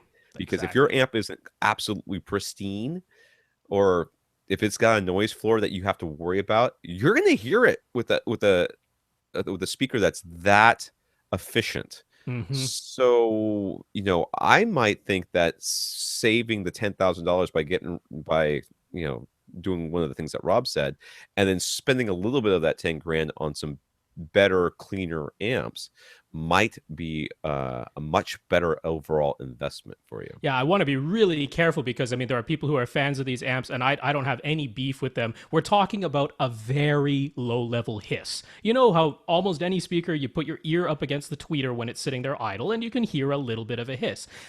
That exists on these Crown Drivecore Class D amplifiers. They put out a little bit of a hiss, which is totally normal. And if you're driving normally efficient speakers, I mean, really, what these are, because they're so many watts that they can get out of these, they're either for like PA systems where you have to just get crazy loud and everyone's far enough away from the speaker. Nobody cares about a tiny little hiss when the thing's sitting idle. Or they're for inefficient speakers that need lots of watts, but therefore you will not hear the idle hiss because they're inefficient. But you're the opposite end of that. You need like 40 watts max to hit full reference volume in your theater. Like literally you do. And that's assuming you're losing like 5 dB for every doubling of distance from 1 meter, which you're not because you're not in an anechoic chamber. So at the most you would need like 40 watts to each of these speakers. You do not need 250. And because they're so efficient, you want no noise floor at all because any hiss that is present is going to be heard through these speakers. So I say get some Outlaw amps. And it doesn't ATI make Outlaw amps? That's exactly why. Yeah, but Outlaw sells them for less. Amps are very, very, very, very quiet. Yeah. So I mean, you can go to Classic Audio Parts if you want to get the ATI branded ones because ATI provides you a longer warranty if that matters to you. So you can go to Classic Audio Parts to buy ATI amps directly. They have both single-ended and balanced. Take your choice. The balanced ones are more expensive. But he was saying if he doesn't get the DataSat, he might get a flagship receiver like the Denon AVR X7200 WA or something like that. And he could drive his 4 overhead speakers with his AV receiver and then use, a 7 or 9 channels of external amplification for his other speakers. You can totally do that. If you're doing that with an AV receiver, then you only need a single-ended amp anyway. You're not going to be using balanced XLR connections. There is that Monoprice Monolith 7. It is now listed on Monoprice's website. It still says like not available yet. They're still waiting for the stock to actually come in, but it's on their website now. You can search for the Monolith 7 there. You can set up to be notified for when it's actually available. $1,500 for a 7-channel, 200 watts per channel ATI built amplifier. That is the best deal you're going to find. It's exactly what I thought it was when I saw that amp, which is basically Outlaw used to sell their model 7200. They stopped selling it, and now Monoprice is selling it under a different name with a slightly lower price tag. So nothing to complain about there. Is this a blade design? It's a blade design. Well, yeah, each channel has its own circuit board, and its own capacitor bank and stuff. It's got the whole big the 2 gigantic toroidal transformers up front. Transformers in the back, yeah. So, I mean, it is a single-ended amplifier. It only has RCA inputs, exactly as I suspected. But you cannot beat that price. And I promise you, because it's essentially exactly the same as the amp I have, which is the ATI AT1807. Does it have a noise floor technically? Yes, it does. But man, is it vanishingly low. So that's the ones you want. So lastly, he's a little worried that he may be insane for even considering such a plan. So what are our thoughts? Well, I think we've already made our thoughts clear, but you're certainly not insane. What you are is thorough. And you've heard a lot of stuff and you're interested in a lot of stuff, and now you're toying with it. Now at this point in this little build process, I encourage you to keep an open mind and to really start weighing your options. What Rob's saying about how you can maybe use a receiver instead of an amp or instead of this DataSat thing, save yourself 10 grand or something along those lines. But I think more importantly too, really think about where you're going to put your speakers and your subs. If you've got this infinite baffle thing, then it's going to be straight in the back of the room. Really consider putting a nice big sub at the front of the room directly across from it so that you can get that nice even bass. And then don't worry about the sides. I don't think you need to worry about the sides. Just because you can put a subwoofer in one of those columns or put a driver in one of those columns doesn't necessarily mean that you should. So I would consider not doing that and just having 2 subwoofers across from each other. And just because this is your opportunity. It's your opportunity to really do exactly what you want, but don't be open to rethinking certain things because you have the option here. And throwing out ideas and saying, hey, what if I put some subs and I've got these columns? What if I put some subs? Can I do that? We're going to tell you yes or no, or and why, and you can take from it what you will. But asking the question and thinking about it, this is the whole fun of it, man. This is the whole fun of it. So enjoy this process, but just be ready to make some some changes to your plan as you go along. Yep, totally agreed. All right, Ian. Just bought a full set of EMP Tech impression speakers, impression series speakers. And he let EMP know about it, or RBH as the case may be. Yeah. He says they are more beautiful than he imagined. They are very beautiful. It's like ridiculous. I can't believe they sell them for so cheap. But now he has a noticeable buzzing in the speakers that was not there before. It's not affected by receiver volume. It only occurs with this Emotiva UMC 200 Pre-Pro. Not with any other amps or receivers. Having the Pre-Pro connected to his APC J25B or directly to a wall power makes no difference. And the buzz was still there when he switched back to his Pioneer speakers just to test for sure. If he disconnects all of the RCA cables going from his UMC 200 Pre-Pro to his UPA 700 amplifier, the buzz goes away. But if the UMC 200 is connected to the amp, the buzz is there, even if it's not plugged in. Yeah, even if the Pre-Pro isn't plugged in. Yeah. Exactly. The amp has to be plugged in. Right. So what explanations can we offer? That's a ground loop. Well, not if it's a buzz. Well, there's something wrong with the Pre-Pro, for sure. But we just don't. I don't know that we know what it is. Well, the thing I really wanted to ask is, he has his speakers connected to his UPA 700 amp. Right. He turns the amplifier on. Yeah. With nothing connected to the amplifier. It's just the speakers. He gets no buzz. Right. He plugs in his Pre-Pro to the amplifier. Whether he has the UMC 200 plugged in or not, he gets a buzz.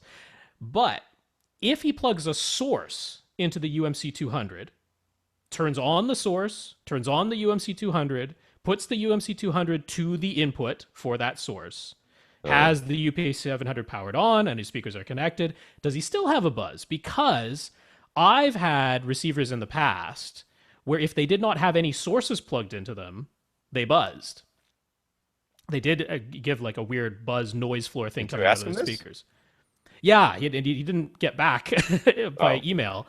But sometimes having the source plugged in, it basically what's happening is the Pre-Pro or the AV receiver ends up acting kind of as an antenna when nothing is connected to its inputs.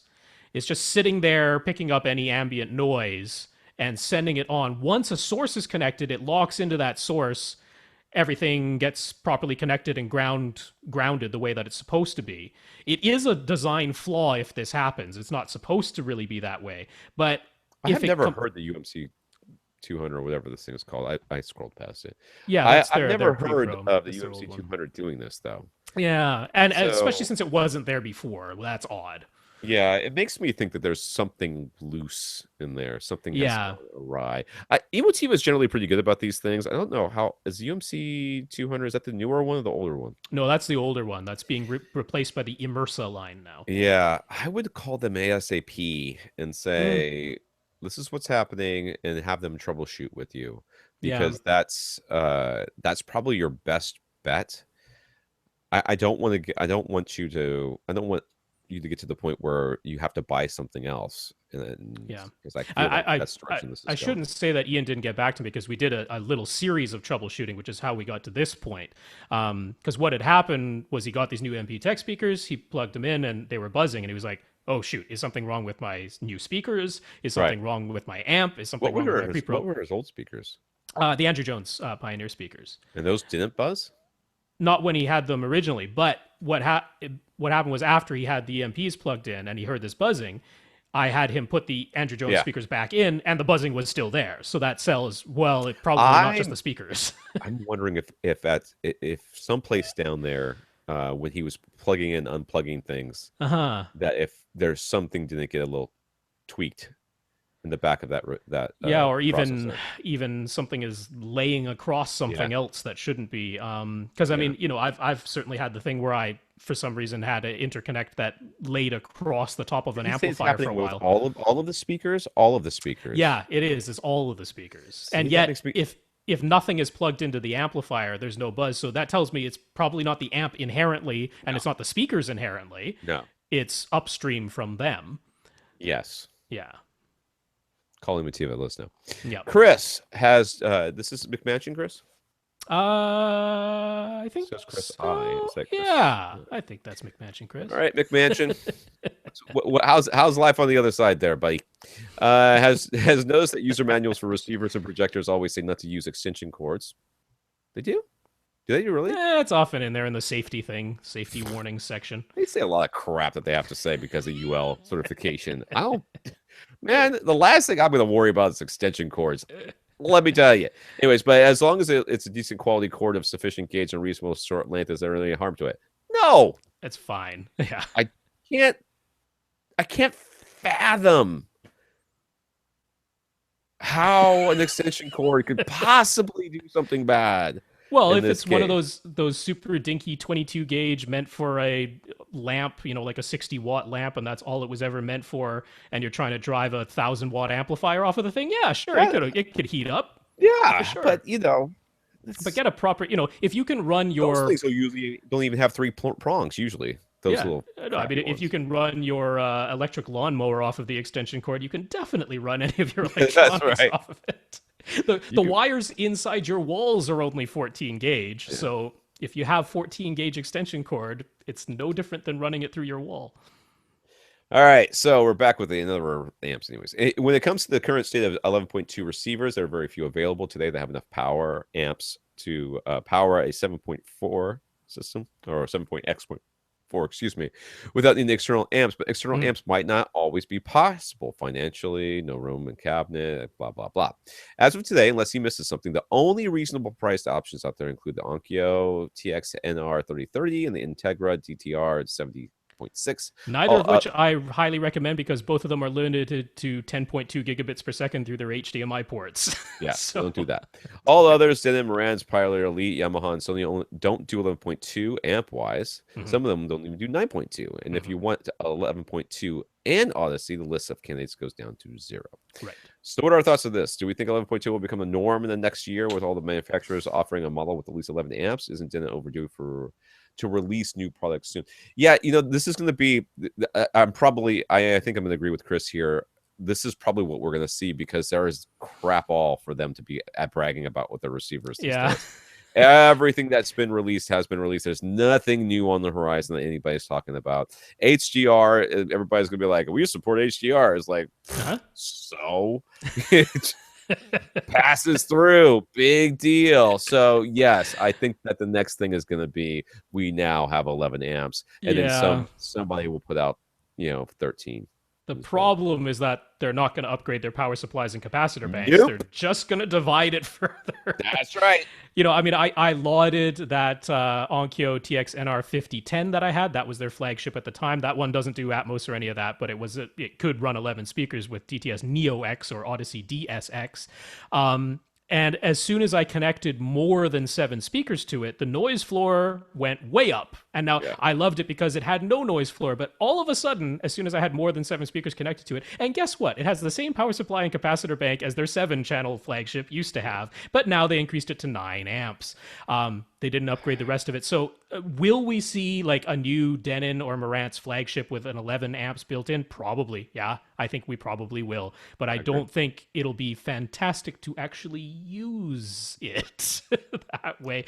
There is Honestly, the Anthem amplifiers are not that expensive, and you can get some, especially for your overhead speakers. Really, you can buy any old little piece of crap thing that's small and fits in the corner, and you can angle it. You can get that like $99 Lepi to drive those. And it's tiny. It's a tiny little thing. You can slot it sideways beside the receiver and fit it into your cabinet that way if you got nowhere else to put it.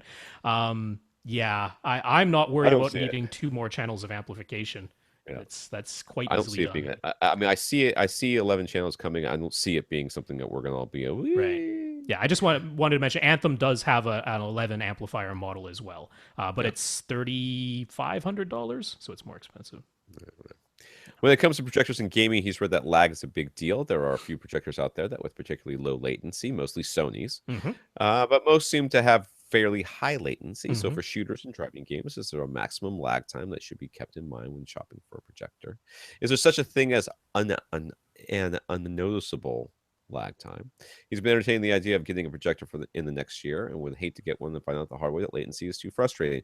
Well, first, you only really notice latency when you're playing online with other people.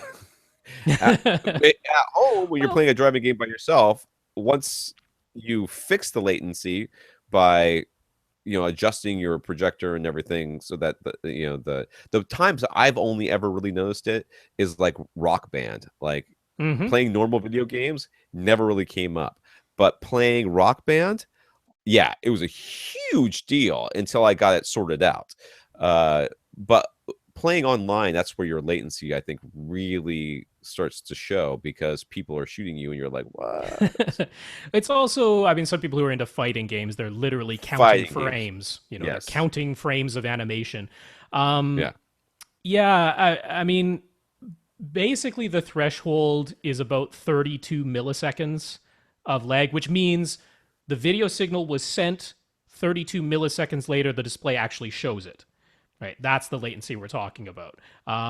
So anything under 32 milliseconds is more or less considered imperceptible because if we're talking about 30 frames per second, like even if the image is being shown, the game image is being shown at 60 frames per second, usually the animation is done at 30 frames per second. Right. And it's just refreshed twice as fast. So if you're talking about a genuine 60 frames per second game, and there are some shooters in that are 60 frames per second, approximately 16 milliseconds would be one frame. And approximately 32, it's between 32 and 34 because there's decimals in there. But approximately 33 milliseconds is 2 frames at 60 frames per second or 1 frame at 30 frames per second. Any of those, almost any, even the professional players say like first of all, there aren't displays that do any better anyway, and second of all, it's essentially imperceptible. But there are plenty of projectors that are up in 78, 90 milliseconds, and that is perceptible. That's that's going to be 3-4 frames of animation that you just missed. So yeah, and you also have to worry about like settings on your receiver too. If you end up having your receiver doing some sort of upconverting or scaling or anything like that, that adds latency as well. So you end up having to turn all that stuff off, so that your latency goes down.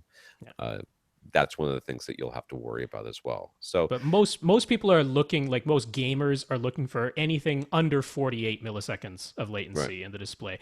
If you do that, then essentially it doesn't affect your gaming if it's anything under that. But there are plenty of projectors that are much higher than that. So, but you, like I said, you can adjust that on your projector or your receiver or video game system. You can adjust that, so it's not something that while you're playing at home is going to bother you. It's just theoretically online.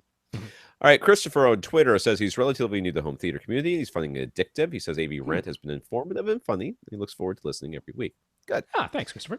He's got a lot of free time because these podcasts take for frickin' ever.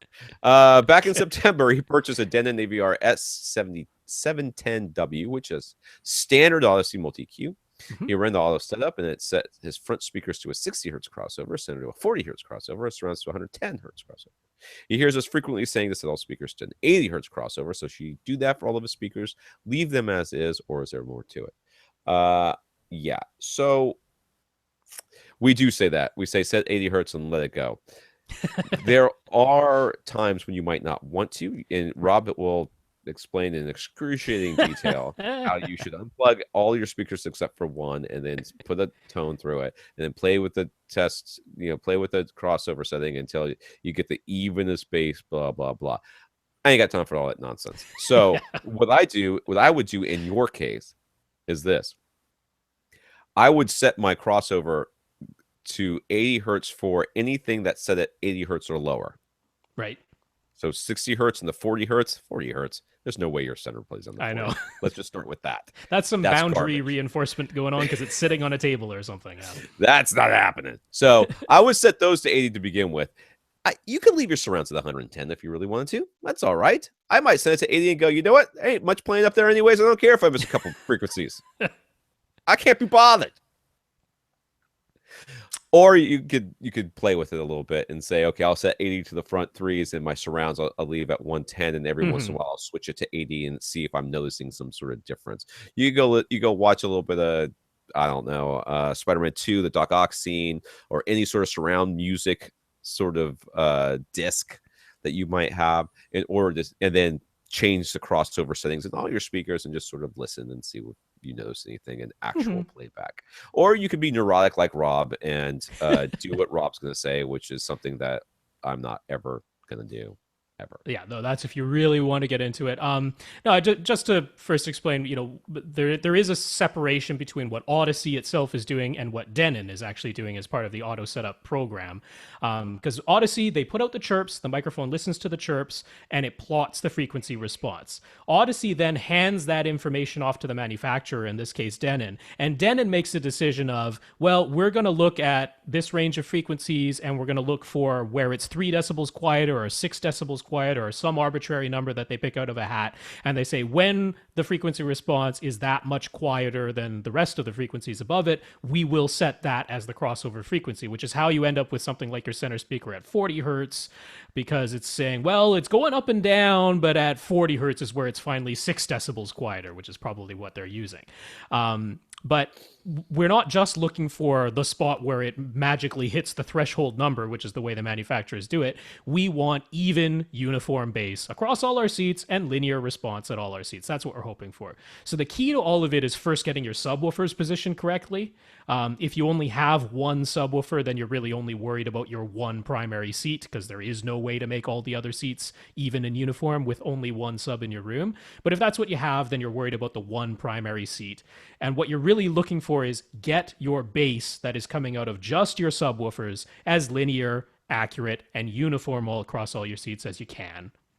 Once you have that in place, now you have the freedom. Now you have the freedom to set the crossover to your speakers almost anywhere you want, because you know that where they're crossed over, the subwoofer will take over. What is Tom wording? I was just singing freedom because you kept saying freedom. Freedom. Freedom. Oh, there you go. Freedom. You looked almost pained. You got to come see the YouTube video, folks. Tom was looking almost pained. I just couldn't help myself. I was like, channeling, what's his name from Wham?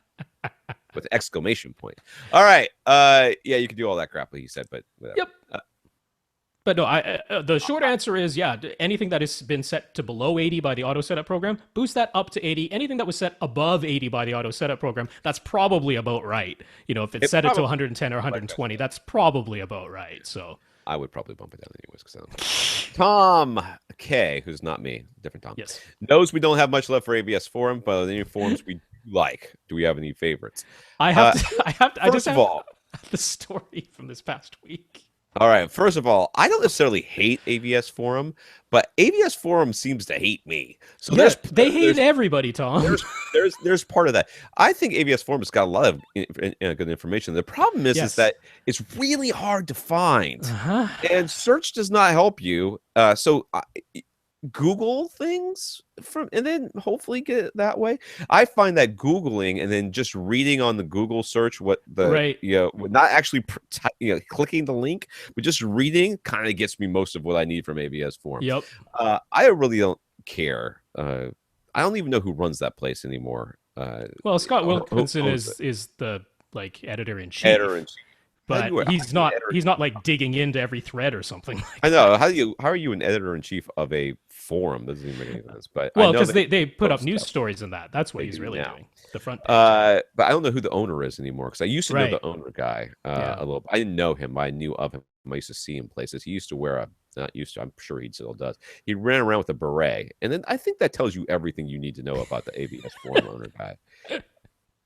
He ran around with a beret. I honestly, the whole reason I was so eager to have AV Rant become a question and answer podcast is because I wanted us to be like the anti AVS for not in terms of information, but in terms of attitude towards people asking questions. Because it ticks me off so much that they're so unwelcoming to people who are just asking a question. It's like literally in the time it took you to type your snarky answer about, oh, come on, this has already been answered, why don't you use the search, just look for it. And it was so funny because I posted a question this past week about the Ultra HD Blu-ray players, which people were buying. right? People were actually they had them in hand, and I had a couple questions about setups and compatibility and stuff. And I posted a question. I'm like, and I put the disclaimer. I go, I know this information is probably covered somewhere in the 78-page long thread on this thing. I do not have time to look through it all. I have used the search and I have not found the specific thing I am looking for. I put that disclaimer in there. I said, I know I'm taking a risk here, but I'm just hoping if I ask a straight question with a straight answer, someone might say it. The response I got back, come on, man, we've been talking about this for like a month. The answer is, we don't know. Why don't you go find out for yourself? I was like, thank you, pal. Thank you. And you know what? My question, the whole thing, because I responded back, I go, well, thanks for that information. You know, why does it have to be so unwelcoming? I put right in here, you know, if that's the answer, we don't need that. It's unnecessary, right? It doesn't help anybody. And they erased the entire thing. The mods erased the entire thing. I'm like, well, there you go. So welcoming. Yeah. If this was my first experience going to AVS Forum as a person who's just getting into this hobby, boy, do I feel nice and welcoming there. Jeez. See, this is honestly, I know Rob's probably I stopped visiting forums a long time ago. I even stopped going to even when I was still working for Audioholics on a regular basis. I stopped going to the forums because I just didn't have time to wade through all the nonsense. And then we had mods that did that, and they did a pretty good job of keeping things pretty nice. I think that the best forums that you can really go to, honestly, are forums that are specific for the type of speaker that you have, or the equipment that you have, and you say, I am part of your group, and they will be nice to you. Right. Post some pictures, and then they'll be nice to you and answer your questions. It doesn't really matter which one it is. You got Axiom speakers, go to the Axiom forum. Those over there, those guys have been, and they've been super rude to me over there too. Somebody asked a question about a review I did, and I answered it. And they're like, "Who the hell are you to answer that question?" I'm like, "The dude who wrote the freaking review." Oh, I'm like, you guys are jackasses. Just don't say anything even slightly negative about an Emotiva product on the Emotiva forum, though, because that'll get erased. Yes, that will get. Yeah, and expect that. You know what? There is. You know, that's what this is. This podcast is about answering your questions. Yeah, that's what it's about. That's what we want to do. And I feel like these other things are like social things, and that's fine. I go there and I like to, as the case may be. I go there not to read to get information, but for the community. So I'll go into like the Steam vent section or the off-topic area and post stuff and read stuff over there, and that sort of stuff is fine. Yeah, but forums these days aren't what they used to be. I feel like. No, I mean, it is. You have to go in there with your armor on, because there's always, no matter where you go, even the forums that I do like I'll quickly list the ones that I listed, which were Ascend Acoustics forum, because I have Ascend speakers, so sometimes I post stuff about there. So yeah, but in general, it's a pretty nice forum, but it's very like not terribly active. Like you can go there one day and literally there won't be any new posts in the entire forum, right? So it's not active. Audioholics forum, I was there for quite a while, and for some reason, I developed literally it was like two guys who did not like some of the things I said. And it got to the point where anything I posted anywhere, those two guys would jump in and basically ruin the thread for everyone else, because they just had to be contrarian to anything I said. It's like, literally, these two guys are making this a place where I can't post anymore. That sucks. That happens too, unfortunately. You know, the AV forums in the UK, it's a pretty darn good forum. They're a little bit crazy on the audiophile side when it comes to they are in the UK. That's what happens over there. Yeah, and they are in the UK, which means all the model numbers don't always line up if you're writing from the US or something like that. But in general, they're pretty good. Home Theater Shack is a pretty good place for quite technical data. They are the ones who run the Room EQ Wizard program, so for that specific thing. And then Parts Express has a pretty good forum if you have very specific technical questions about parts. So those are Projector Central. Don't they have that forum over there? Oh yeah, that's true. Yeah.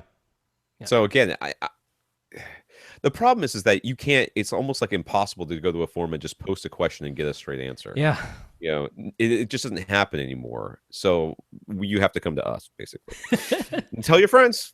I suppose, you know, next time somebody posts something on the forum and they get the response, shout it off. Yeah, you just respond back. Why don't you guys go to the AV Rant? They'll give you an answer. Yeah, they'll find out for you.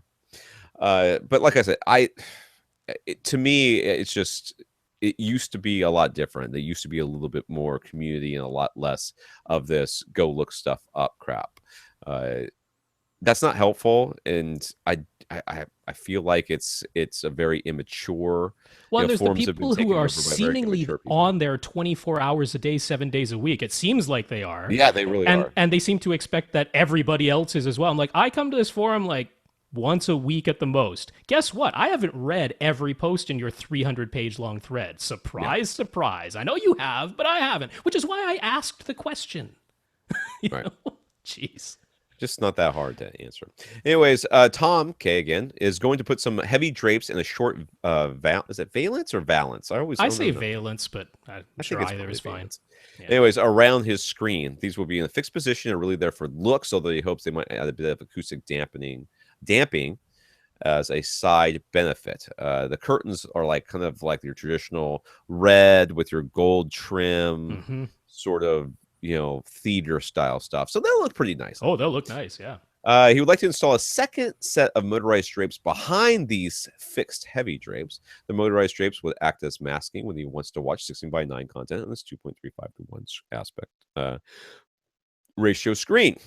He's only been able to find one reasonably priced motorized curtain track that comes with a remote, and that's from automaticurtain.com. Mm-hmm. So that he can use it with his harmony sequences. He'd like to know if we know of any alternatives that are even better, or if we see any reason to avoid this particular motorized curtain track. I have no idea. I didn't get this far down. I didn't even know we were doing a podcast tonight because I couldn't get in touch with Rob, and there was no. I posted it on Facebook and Twitter, but I guess he didn't see I it. didn't go. I haven't been on Facebook. I got up at 7 o'clock in the morning. I have been almost out of the house the entire day running kids around. It was President's Day, so I had to take care of kids and work and do a bunch of other stuff. So I got my car fixed and a bunch of other stuff. So I never looked at anything. Yeah, I mean, I have zero firsthand experience with this particular motorized curtain thing, so I can't tell you if it's like super reliable or has any issues or whatnot. The sort of place that I've gone for any accessory type stuff like this is htmarket.com. I quite like them, actually. They've got lots of nice stuff for accessories for your theater and that, including, and they also sell like full projectors and screens and everything like that.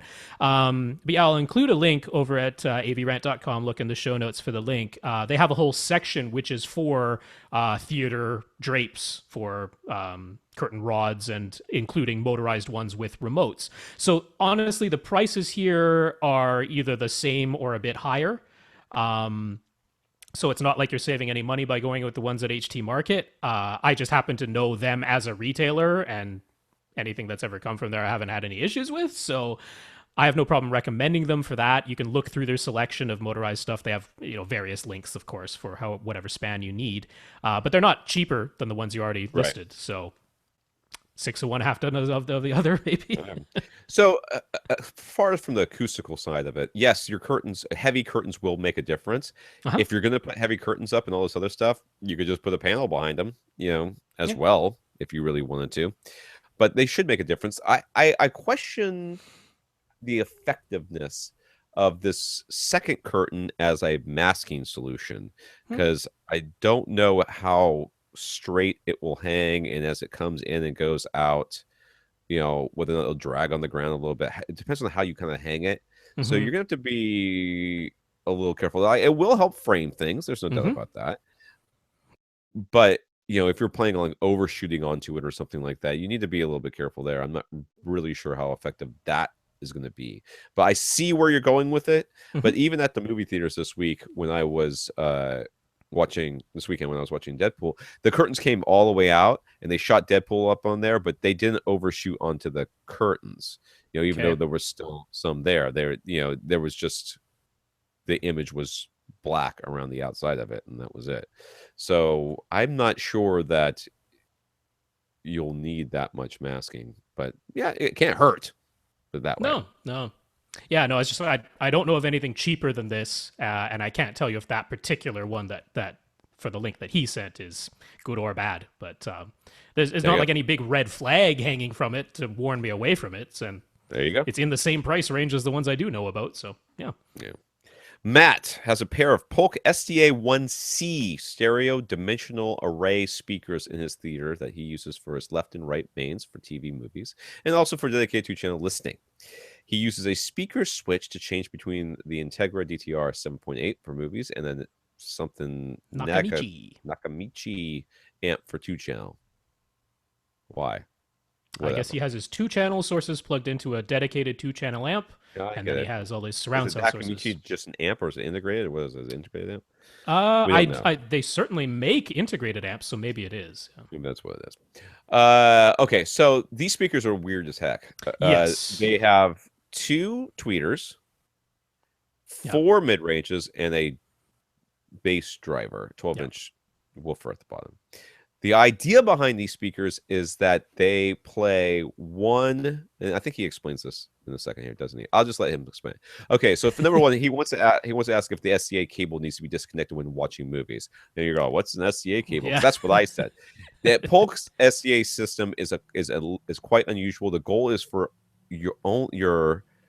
for only your left ear to hear the left front speaker, while only your right ear hears the right front speaker. This is accomplished by having one driver in each speaker play sound that is the inverse of the other channel. So if he's got 2 tweeters, one tweeter is playing what's supposed to play, and the other tweeter is playing the opposite of what the other speaker is playing. Yeah. Okay. And vice versa. Yeah. And the same thing with the mid ranges too, I think. Yeah. Yeah. This is accomplished by what I tell that.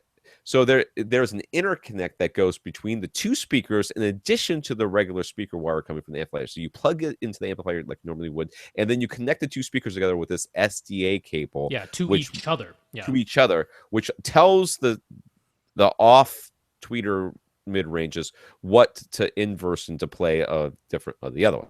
Yeah. So they're trying to do sound wave cancellation so that your left ear never hears the front right speaker and your right ear never hears the front left speaker. I can't imagine this works. I can't fathom. It could only work for a imperceptibly mathematical point in space. Yes. That is the only place it could work. Your 2 ears are too far apart for this to actually work, but nevertheless, I don't know. Why not wear headphones? That's what I say. Is that what the whole point of this thing is? Because that's really what it feels like it is.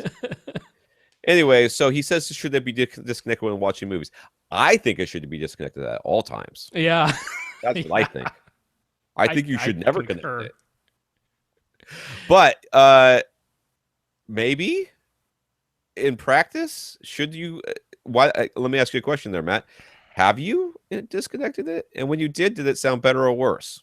Because that's what I would do. I would start watching the movie, and then I would disconnect it, and then continue to watch the movie, and then I would reconnect it and watch it some more and go, and make that decision that way.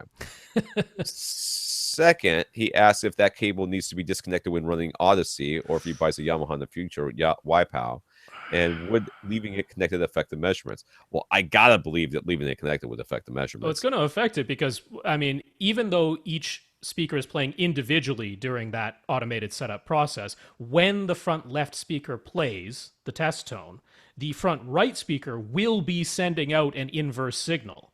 Now, the microphone is not your 2 ears. Right. It's getting both of those things. I don't know what it's going to register, to be honest with you. I can't be anything good. Yeah. So I personally would err on the side of not having that SDA cable connected when doing Audyssey. You can try both. You definitely do not have. You can use the save and load feature to see how that goes, but I would disconnect it. I would disconnect it regardless. Yes, I would burn that cable. But I mean, maybe this is why he has the separate 2-channel setup, because maybe he really likes that particular sound. I mean, it's a little. That's great. Yeah, it's a little bit like having, some huge planar speakers that are super beamy. It's a similar sort of idea to that. So I can see it. I can understand that. I would disconnect it for movies. I think generally speaking, just thinking about this, I would disconnect it for movies. If you wanted to use it for 2-channel, then that's what I would use it. I would definitely disconnect it for Audyssey. I would disconnect it for everything except for those few moments that you wanted to actually listen to it. How many do we have left? Might we get through this tonight? Possibly. Because these ones aren't super long. We're very close. All Let's right. try. Leighton has found that even though the Audyssey Multi-EQ XT32 and his Den AVR X4000 can measure up to 8 measurement positions, that he likes the resulting sound best if he only measures at the center of his seat and 6 inches to the left and right. Before trying it, he thought measuring at all 8 spots within the left-right mains dispersion area would sound best, but it doesn't, at least to him. Okay. Is this just a preference? Is something wrong with his hearing? Is it a problem with his room? What gives? You are not wrong, sir. You are fine. Mm-hmm. Kris, whatever his name is. Kyriakakis. Yes, that said, measure it at your seat, and then measure sort of right around that area. If you spread it all out, basically it just doesn't work as well. It's trying to correct not for as all these noticeably. seats. Yeah. Right. It's trying to correct for all these seats, which means it's probably doing a lot less because it's like, well, what are the commonalities between all these Right. locations? What are the commonalities between all these locations? Well, there's much fewer as you're moving this in great distances. Instead, I usually do about 4 or 6. I do one my seat, right, exactly where it is, a little bit to the left, a little bit to the right, a little bit to the front, a little bit to the back, and maybe one higher, one up a little bit. And that's about what I do. Yep. Yeah, it's using spatial averaging, which is just it takes all the measurements that you took wherever you happen to take them, and it's exactly what Tom said. It's looking for where do I have the same dips in all of the measurements? Where do I have the same humps in all of the measurements? Because then it can EQ those. It's saying no matter where you put the microphone, I got a hump at this frequency. Therefore, I will equalize that out, and now you will not have that hump at all of those spots. But the more you take and the farther away they are from one another, the more differences you're going to have from seat to seat. And therefore, it says, well, I can't really correct this one hump because in another measurement position, it was either already flat or it was a dip in that other position. So if I correct the hump for the one position, I've just exacerbated a problem in another position, and it's not going to do that. So that's why it does make sense to either have a tight cluster of measurements or fewer measurements that are relatively close together. It will be more noticeable to you in that position. Outside of that position, things might have actually gotten worse. That's actually possible. Right. But if what you really care about is your main seat, this is the way to do it. And that's what I really care about. That's right. Steve has an NHT SC2 center speaker, which uses two 5.25-inch woofers on either side of a 1-inch tweeter. Is that one of the woofers is blown? He'd like to know if he can just open up the speaker somehow and disconnect the one blown woofer and then continue to use the speaker with just the tweeter and one woofer. Dude, you can do whatever you want. That one's gonna stop will you. alter the impedance and the efficiency of the speaker. It will do a lot of things. It's not that the speaker designer meant for there to be a woofer on either side, and it designed in the crossover and everything else with that in mind. By doing this, you are changing the design of the speaker, and therefore sonically it very well may sound quite different, but it's certainly not going to sound any worse than having one blown woofer go every time it tries to play. Since this is described as a two-way speaker, it's a sealed speaker, so we're not dealing with any port issues, at least. But it's a two-way speaker, which means both of those 5.25-inch woofers are playing exactly the same thing. Since it's an 8-ohm nominal speaker total, I'm guessing those are two 4-ohm drivers that are wired in series with one another, because it's unlikely that they're two 16-ohm drivers wired in parallel, and most drivers are not 16 ohms, but it's very common to have 4-ohm drivers. So I'm guessing it's two 4-ohm drivers wired in series, which means if you disconnect one of them, you might actually have to take the black lead from the one you disconnected and use that to connect to the still active woofer, because that might be the way the circuit works. Yeah. So there might be a little bit of experimentation to do that. When you do that, you will have dropped the impedance of your speaker probably down to now like a nominal 4-ohm speaker. That's fine. And it will be less efficient. It won't be as loud anymore because it's missing a whole woofer outputting sound. Kind of sort of makes that into a passive radiator, though. So I guess that's true. It might make a little bit of sound. So there's that. It is a sealed speaker, so it will push that driver around, which is not what it's supposed to be doing, but it will do something. So yeah, so you might definitely have an audibly different sound coming out of this thing, but you can probably make it function. That's Usually, when you take what you'll want to do is you'll figure out how to get the woofer off, and there yeah. may be some sort of plastic or some sort of case around it, or maybe a little rubber gasket, and you have to get down there, get the screws out, pull the woofer out, and I imagine you're going to have two wires coming into it from the other woofer, and then two wires going out of it to the Mm, crossover is what I think you're going to have. yeah. Then you're going to have usually the ones that are coming from the woofer, they have like these sort of little slide things. Hmm. So you're just going to slide those off, and then you'll have to figure out if you can maybe slide the other ones off. They'll probably be soldered on somehow. You might have to cut those off, and then at this Mm. point, I'm thinking to myself, why aren't we calling NHT and saying, Yes, yeah. can I get another driver? Or what the heck, dude? And let him know Yeah, what I'm happened. almost assuming that I'm assuming the idea here is he doesn't want to spend any money right this second and just wants to know if he can not have a blown woofer going plop, plop, plop, plop, plop, plop, plop every time Yeah, he I hate listens to that a sound. voice. So I get that. So yeah, this should be doable. Yeah, if you look inside, the crossover should have two wires coming out of it. Possibly four wires coming out of it going to the woofers. So if it has two wires going to one woofer and two wires going to the other woofer, that means they're wired in parallel, and you can essentially just disconnect the broken woofer.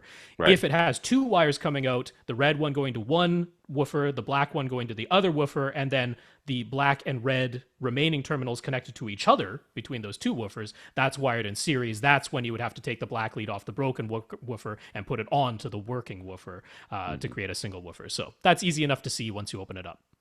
All right. All right. If then Gary, what's the technical name for soap opera effect again? Frame interpolation. Yeah. Or I like to call it that crappy thing people won't turn off no matter how hard I try That's to turn it off right. for them. Gary sees it all the time in the stores. He thinks it makes the actors look weightless and artificial. It always seems to be on by default, but many TVs provide a slider of or multiple levels of this effect. How is that achieved, and where does the term sample and hold fit into all this? Well, everybody's got a different stupid name for this, and there's only really one appropriate setting that is off. Uh-huh.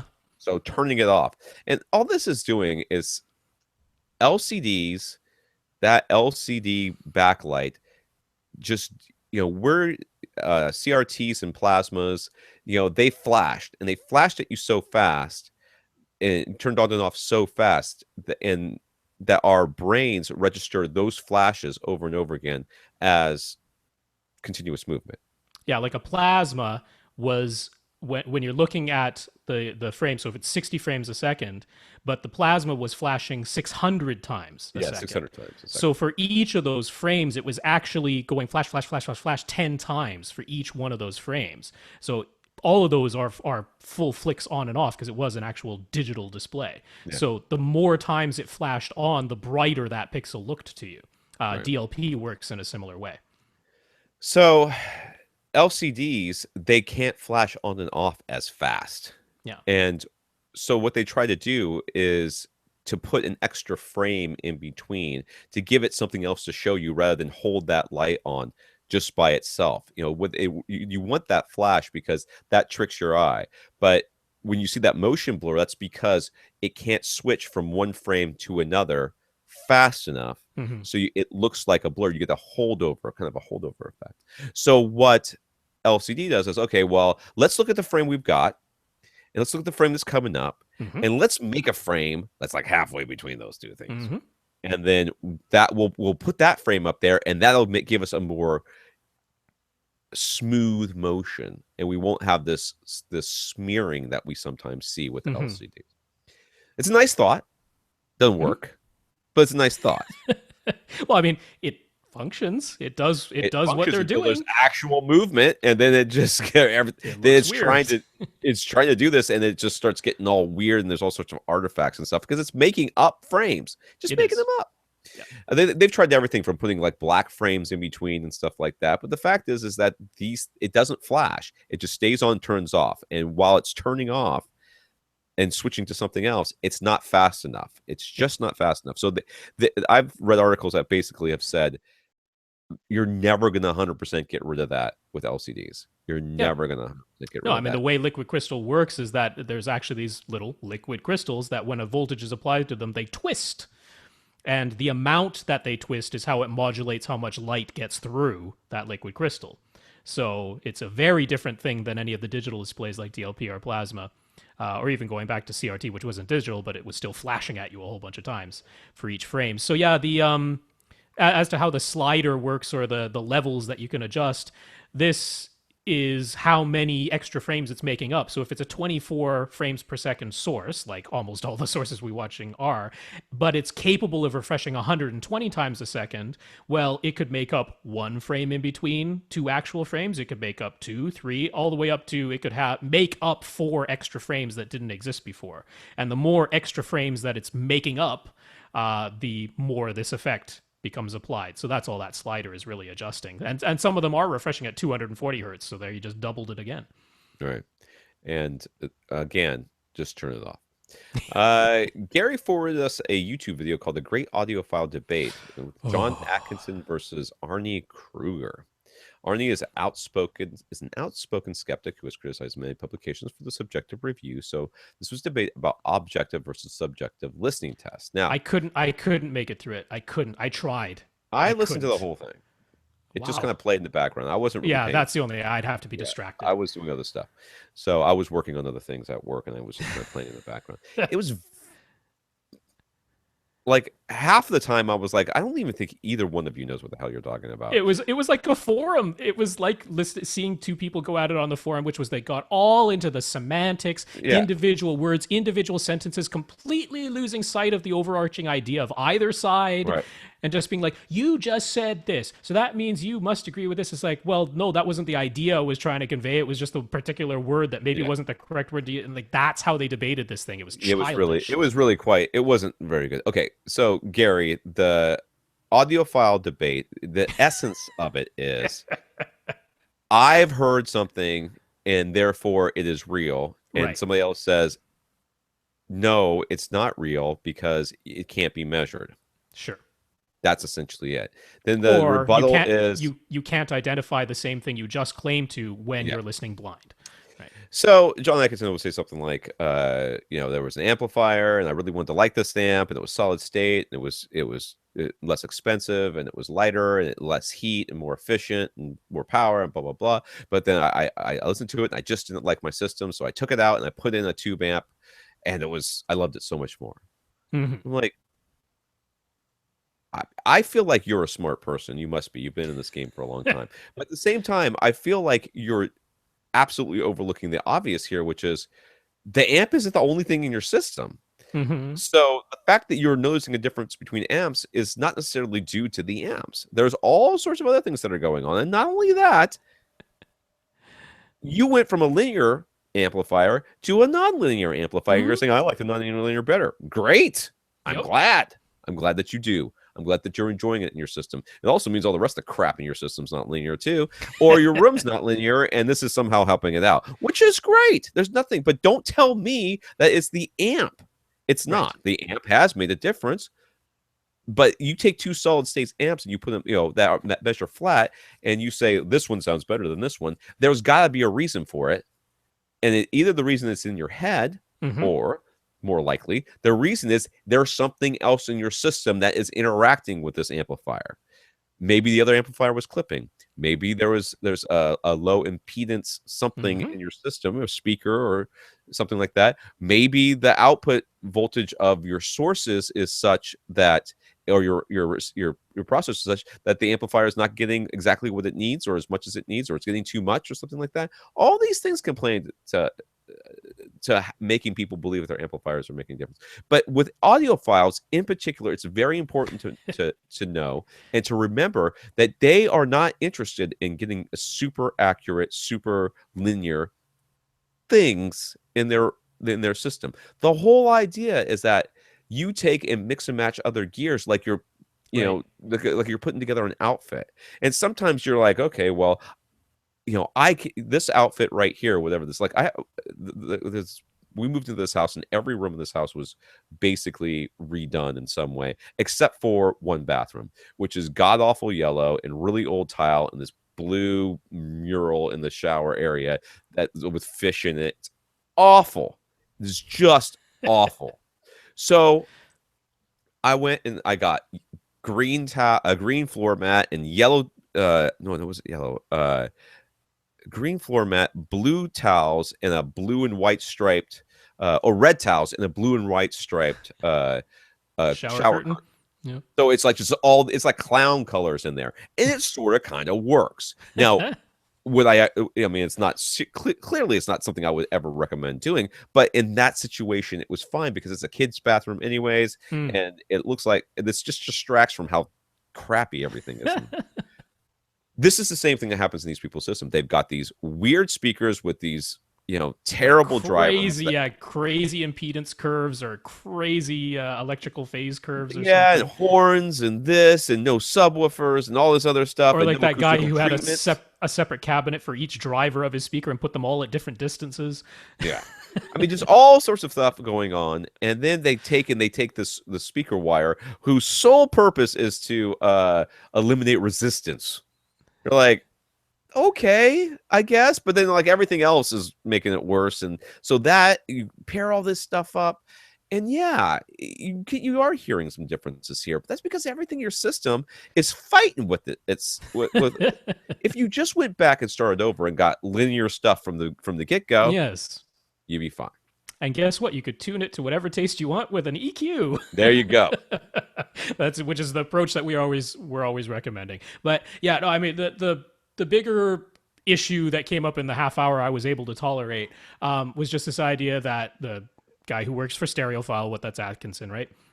Yeah. So he's working for Stereophile, and he's like, I went to a blind test of these two amplifiers, and I couldn't tell them apart. I'm like, yeah, no kidding, you couldn't. But I brought those two amplifiers home, and once I knew which one was which, I was able to tell them apart. And he's like, therefore, the blind test was the problem. Like, therefore, because I know I heard these differences once I brought these two amps home, but I couldn't tell them apart in the blind test. Therefore, blind tests are useless because they didn't tell me the thing that my sighted test told me. This same thing has happened really, to me before, where really? we've done blind tests with somebody, and they picked a speaker that they didn't want to pick. Sure. Like they knew what speaker they wanted to like the best, and they didn't pick that speaker. So after the test, he kept all the speakers, and we're listening to them. And before I even got home from the test, I got an email or whatever that said it was listener fatigue. We spent too long. Once I went back through and listened to him again, this one the one that I initially knew was going to be best was best. I'm like, because you're freaking looking at it, dude. You're looking at it. You're looking at it. Jay was the same way when we did that $1,500, $2,000 speaker shoot out. He wanted to like those dollies. He wanted to like them so much, and he didn't pick them. He didn't. He picked the song towers. Song towers. That's it. And like everybody else did, because those were clearly the best of the group. I mean, they really were. They clearly were. And he picked those, and he was like, and afterwards, he was like, after we did the sighted test, he went back because we did blind and then we did sighted. Sighted test across the board, he liked the dollies the best, but the blind test he did not, and he must have been like, because you didn't have cable risers, Tom. That was your problem. That was the problem. Yeah, no, it's I love blind testing because to me, I have no problem with going on an audition. If I go to an audition on a store, I'm not going to put on a blindfold and, all that stuff. I'm going to go and listen to the speakers and form a snap opinion of, do I kind of like these and think they're worth bringing home for an in-home audition? Or do I really think these are out to lunch and something I'm not going to enjoy? That's all I'm trying to get out of an in-store audition. But when I'm listening to the speaker cited and I form an opinion. You can't help but form an opinion. That's just human nature. Even if you try not to, you're going to. I love the blind test because then I go, okay, now let's take away the distraction of, I really liked the finish on those speakers, or I liked the height of those speakers, or I liked whatever it was, right? I want to take that out of the equation and go, do I actually hear the thing I think I thought I heard? Yeah. I want to know. There was another for my own argument amusement in there, too, about how blind tests are too exhausting, and it's so the worst concentration for you to was really be able saying to hear things. It's so hard to set up a blind test that gives anything other than a null response, meaning like that you couldn't tell them apart. I'm like, yeah, that's because you can't tell this stuff apart. Okay, that is okay. Once again, I said we were going to get back to this when we were talking about the Bose suspension system. I did not need to see to have a blind test to see the difference between the two suspension systems. Right. Clear as day. Clear as day. Blind tests are not meant to eke out those kinds of differences. No, and Blind if tests, you had done a blind test and not been able to tell them apart, you would really wonder about yourself, not right, about blind testing, because it was such a chasm. right. But I mean, and I've said this before in the podcast, you don't need a blind test to tell the difference between a 72 VW Bug and a Ferrari. Right. Those things are clearly different. Blind tests are meant to eke out these small differences that people say they experience in audio. Yeah. And when they can't, it's the null hypothesis, which you cannot prove. You cannot prove the null hypothesis. But the fact that they continue to have null results or no results or not being able to tell the difference between the two things means, at least indicates to us, that there may in fact not be a difference. Or not a difference that is noticeable or observable within this particular human who says, "Oh yeah, there's a huge difference," and that's all we're doing is trying to prove that person to be wrong, because they're the ones that are making the claim, and all we're saying is prove it. Yeah, prove it. No, if you I've can done hear the difference, you should be able to hear it 100% of the time. Exactly. I've done lots of the blind tests, particularly with this whole high-res audio thing, right? We're talking about the sampling rates and bit rates before. And it's like, look, if I take an MP3 at 96 kilobits per second, or 98, whatever the thing, 96, whatever it is, 96 kilobits per second, whatever that standard thing you can pick from the drop-down menu. Put anything, any music, spoken word, whatever you want, and you compress it down to 96 kilobit per second MP3. And then you play it against basically anything higher, 128, 256, uncompressed, whatever it is. 100% of the time, I can tell those two things apart blind. They are fairly obvious. Never once made a mistake. That suggests, it doesn't prove anything, but it suggests that there is a genuine audible difference. And yet, I've done blind tests where I've done 128 kilobits per second AAC versus uncompressed and got it wrong a few times. Right. But the majority of the time, the overwhelming majority of the time, like 90% of the time out of 100 tests, I got it right, which suggests that there is an audible difference between 128 kilobit and completely uncompressed. Statistically, you're in the null there.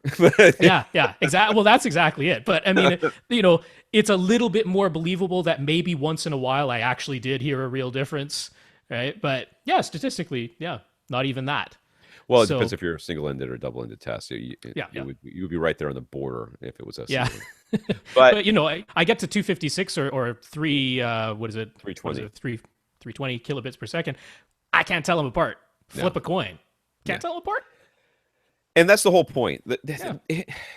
Listen, I don't care that you hear a difference. I don't care.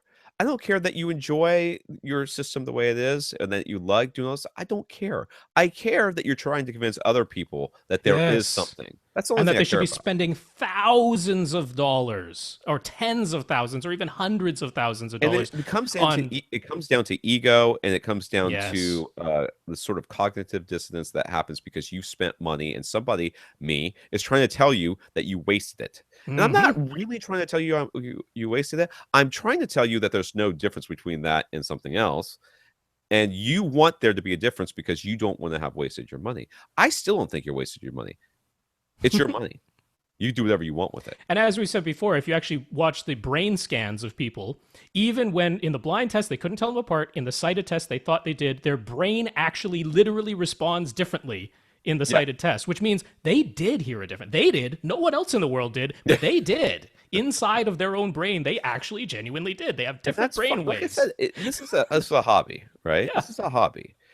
I don't have to have the same. We don't all have to have the same gear. What you're looking for is somebody else to buy the same gear you have and to validate your purchase by saying that it's as good as you say it is. That's what you're looking for. I am, on the other hand, don't care what you're looking for. I don't care if you buy my speakers. I don't care if you have my amplifier. I don't care about any of that crap. All I want you to do is have a system that you like. Do you like your system? yes, Except for then all the people who fine. bought the X4000, right, Tom? They're all smarter than the rest. Well, that is true, but that's an objective fact. That's not subjective. That's just objective. X4000 owners are more virile as well. That's also been proven, I think, by Oh, somebody. dear. Anyways, all right. So that's all of our questions. We caught It up again. was. Look at that, and then we're Yeah. 15 minutes over time because apparently I know. sleep is for the weak, and I got to get up early tomorrow. Never. I did want to mention Andrew because Andrew did write last night, but it didn't make it onto the topic list. He's got a pretty big thing. He's another whole building a whole theater thing. So, Freedom. so Andrew, do not worry. We will be getting to you next week for sure.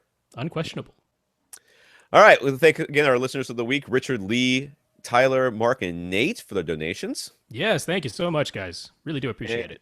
Ian for talking us up to RBH about his EMP test. And let us hope that you fix your buzzing because it's not your speakers. At least we know that. We know it's not your speaker. If you would like to get your question answered on this podcast, please email us at tom@avrant.com, rob@avrant.com, or question@avrant.com. Come to the website, www.avrant.com, where you can leave us a PayPal donation like Richard, Lee, Tyler, Mark, and Nate did this week, which helps support the podcast. Go to facebook.com/avrant podcast. Post over there. Twitter is @FirstReflect for Rob, @avrant_Tom for me. And Austin is Austin, Ten, Pond at Austin Pond. I'm getting very sleepy. Yup. Yes. All right. He has We Watch Movies. All right. Oh, yeah. Austin's got his own podcast, We Watch Movies. It's a podcast about, let's see, what could it be about right now? Sleep. Resoling shoes. It's a cobbler's Ooh, okay. podcast. All right. I'm gonna have to put more stuff in this room because all I do this. I look around the room and go, oh, look, there's my shoes over there. Resoling shoes. Let's go with that. All right. For AV Rant, I'm Tom Antry. And I'm Rob H. Now go out and listen to something. The after party will be in a few minutes, gentlemen.